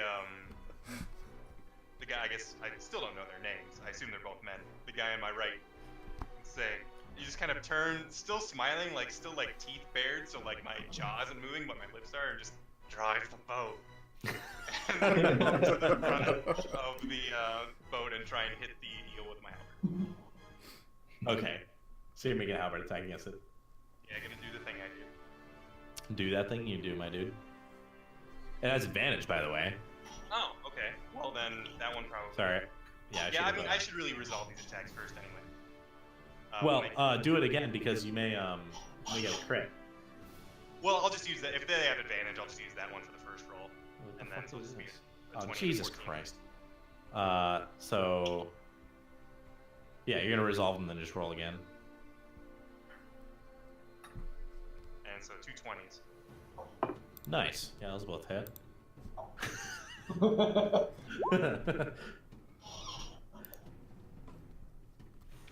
I don't want them to be afraid of me because I kind of want to keep them here. So I'm just gonna do some normal attacks.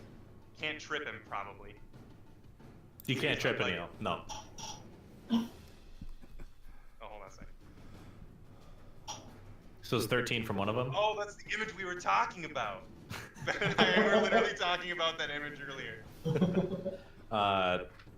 See, one of the hits is a 13? Yeah, and the other's a 16. yeah. And how's this? How's the eel? I guess I don't know how an injured eel looks. 29. How does this eel look? Let me do math real quick. So let's see. Okay. You actually like as you dive down at the halberd, you like skin the left side of the eel like straight down, and it just like completely separates and begins bleeding. And once again, it's like completely frozen in place, but you see pain in its eyes. Okay. It looks pretty rough. You feel like in the next few moments it's probably gonna bleed out, if nothing else. I mean, in the interest of rallying the troops, I guess I'll use action surge to get a couple more attacks. All right, go for it. Oof. So, He's that have one's a advantage. 28. Yeah, I should really use the advantage thing, but that one will be a 28, I suppose. 28 Or will hit. another 11. And then another 20. For another 15. Let me do math. 11. Hixus, how would you like to do this? Hey. Well, I assume this thing is like just kind of. It's looking at me floating somewhat limply. Ben was doing. No, it's completely rigid. It can't stun. Oh, it it's can't rigid. move. Oh, okay. So I imagine with advantage, Hixus is just going to like, kind of like almost like a minor swing, just like overhead chop, kind of as many times, like overhead chop to a sweep, and then another overhead chop to another sweep. Kind of in the same spot both times, like making sort of a cross near like the head section, which I assume would be enough to. Yeah. So with the like, first cleave, you you can like. see some bone probably. Yeah, you like come down and you feel it like cut into the bone as you do the first one.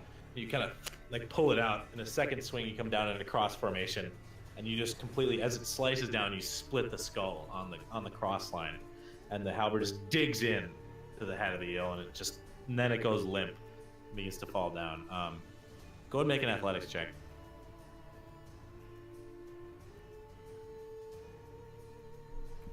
Not bad. Yeah, as you feel the eel's weight begin to be, like laid onto the halberd, you feel it yourself, like you brace against the boat, and the begins to tip forward with the weight. And you manage to twist the halberd and pull it out of the skull in time. The boat kind of rocks back. No, that's good. I only have one. That eel is dead. And then, I guess Hixus would turn back to the crew and say, "That's how you hit a fish." and they're just like, "Rah!" like very like fighter-esque. They like their swords are covered in like salt water, and they're just like, "Well done." He's gonna point to Marleone. You look at him. You look at me. And you take us back to the boat. And he like nods and he pushes the levers and you begin to whip back towards the docking station for the boat. Technically, there is still one in the water, but none of you can see it or know its position, except Alron maybe. Or Vernon knows where it is. So, Alron, go ahead and make a Soren, because you have no idea where this thing is. Is there anything you want to do for your turn? I'm gonna celebrate that we did it. What, just fist pump? Just like stand up in the air, try to like carry like I'm no warrior, but like try and carry that momentum that the fighting men are like doing. It's like yeah, okay. They're not quite fighting. They're battle boys. Battle boys. I mean, as far as I'm concerned, like I didn't see that they didn't hit the eel. They were just like flailing, but who knows? Like No, fair. there was fair. just a bunch of boats just like crashed into this limp eel, and everyone was just waving weapons, and it died. So I'm like, hey, go team. I do think I want to go dock the boat, though. I don't know how awkward it is going to be to like start moving it towards the, like moving it up Yeah, you want to take it back to the docking that station? direction. Yeah. All right, so you begin making your way back there. Alron, go ahead and make a perception check with disadvantage because you would have been in the middle of this fight while this is happening. Alright. Alrighty. Perception. Disadvantage. Mm-hmm. Yikes. -1 to start with. Oh wow, that's my best one yet. Yeah, but in this case, while you did see the eel fighting with Verna on the side of the ship, as you pull yourself, I'm assuming you're bringing yourself back to Yeah, the ship. I am. As you haul yourself up, it takes you a few moments, but you use the rest of your time to do it. As you get up, you notice that eel is gone, and you just see Fanyu aiming a spear down at the water, like tracking something below his ship, but you can't really see anything down there. I'll call out to him. Is the other eel still here? As you say that, you see his eyes just peek up for a moment, and then just kind of like quietly nod as he's tracking it. You see him, it's like his hand is right on the key slot where he uses to fire the spear. All right, I'll get on the controls of the boat and start turning it around. All right, Like I said, you want to go it towards is him? Functional. You got a bite taken out of the rudder, right? Out of the front. Well, the back too, but it wasn't like completely destroyed. These are armored. It was only Marleone's and Soren's that was about to get split if they didn't take it back or get away. So you turn it this way and you want to go towards them? Yeah. All right. So you can move to about there. The other eel's completely gone. Just delete. Rip. So yeah, so you get to about there if you whipped it around. At this point, you can just see the silhouette of the eel far down below. Like it's trying to like dive and get away from everything. Oh yeah, that'll be my turn. All right, Omen. Omen's just like sitting on the boat with Alron right now. Through the voice of Marleone, you're going to hear the word thanks come from Omen. Omen's As he beak just hitches opens. a ride on the boat. There's no enunciation. Its beak just opens, and you just hear Marleone go, "Thanks." You're welcome. And then, yeah, I think that'll be Omen's turn. He's gonna hitch a free ride on the boat. All right, Marleone, anything you want to do with your turn? As Soren takes it back to the thing, you got to about here probably. No, honestly, I'm gonna make sure Soren makes it back to the docking area safely. All right. That eel's dead. Fanyu is going to take his last turn and very quietly tracing the eel through. Takes as much time as he can, and then takes a shot. Just fires off the spearhead from the end. So roll. And as he does, you see the spearhead fly into the water, and it spins and spins and spins, going down to the water after the eel. And he just kind of loses momentum. It's too deep as the spearhead falls away into the water. And he pounds the spear against the base of the boat and just throws the handle down. Looks out towards Alrond and Omen and everybody else that's in the water. Looks back to the crew member floating to the next of the ship. And just kind of takes a moment to look around the party. And looks to Alrond. He kind of puts his hand up and just waves you down to like stop chasing after the eel as it disappears into the base of the channel. Right. As you kind of come, like you kind of slow down, but you're drifting toward.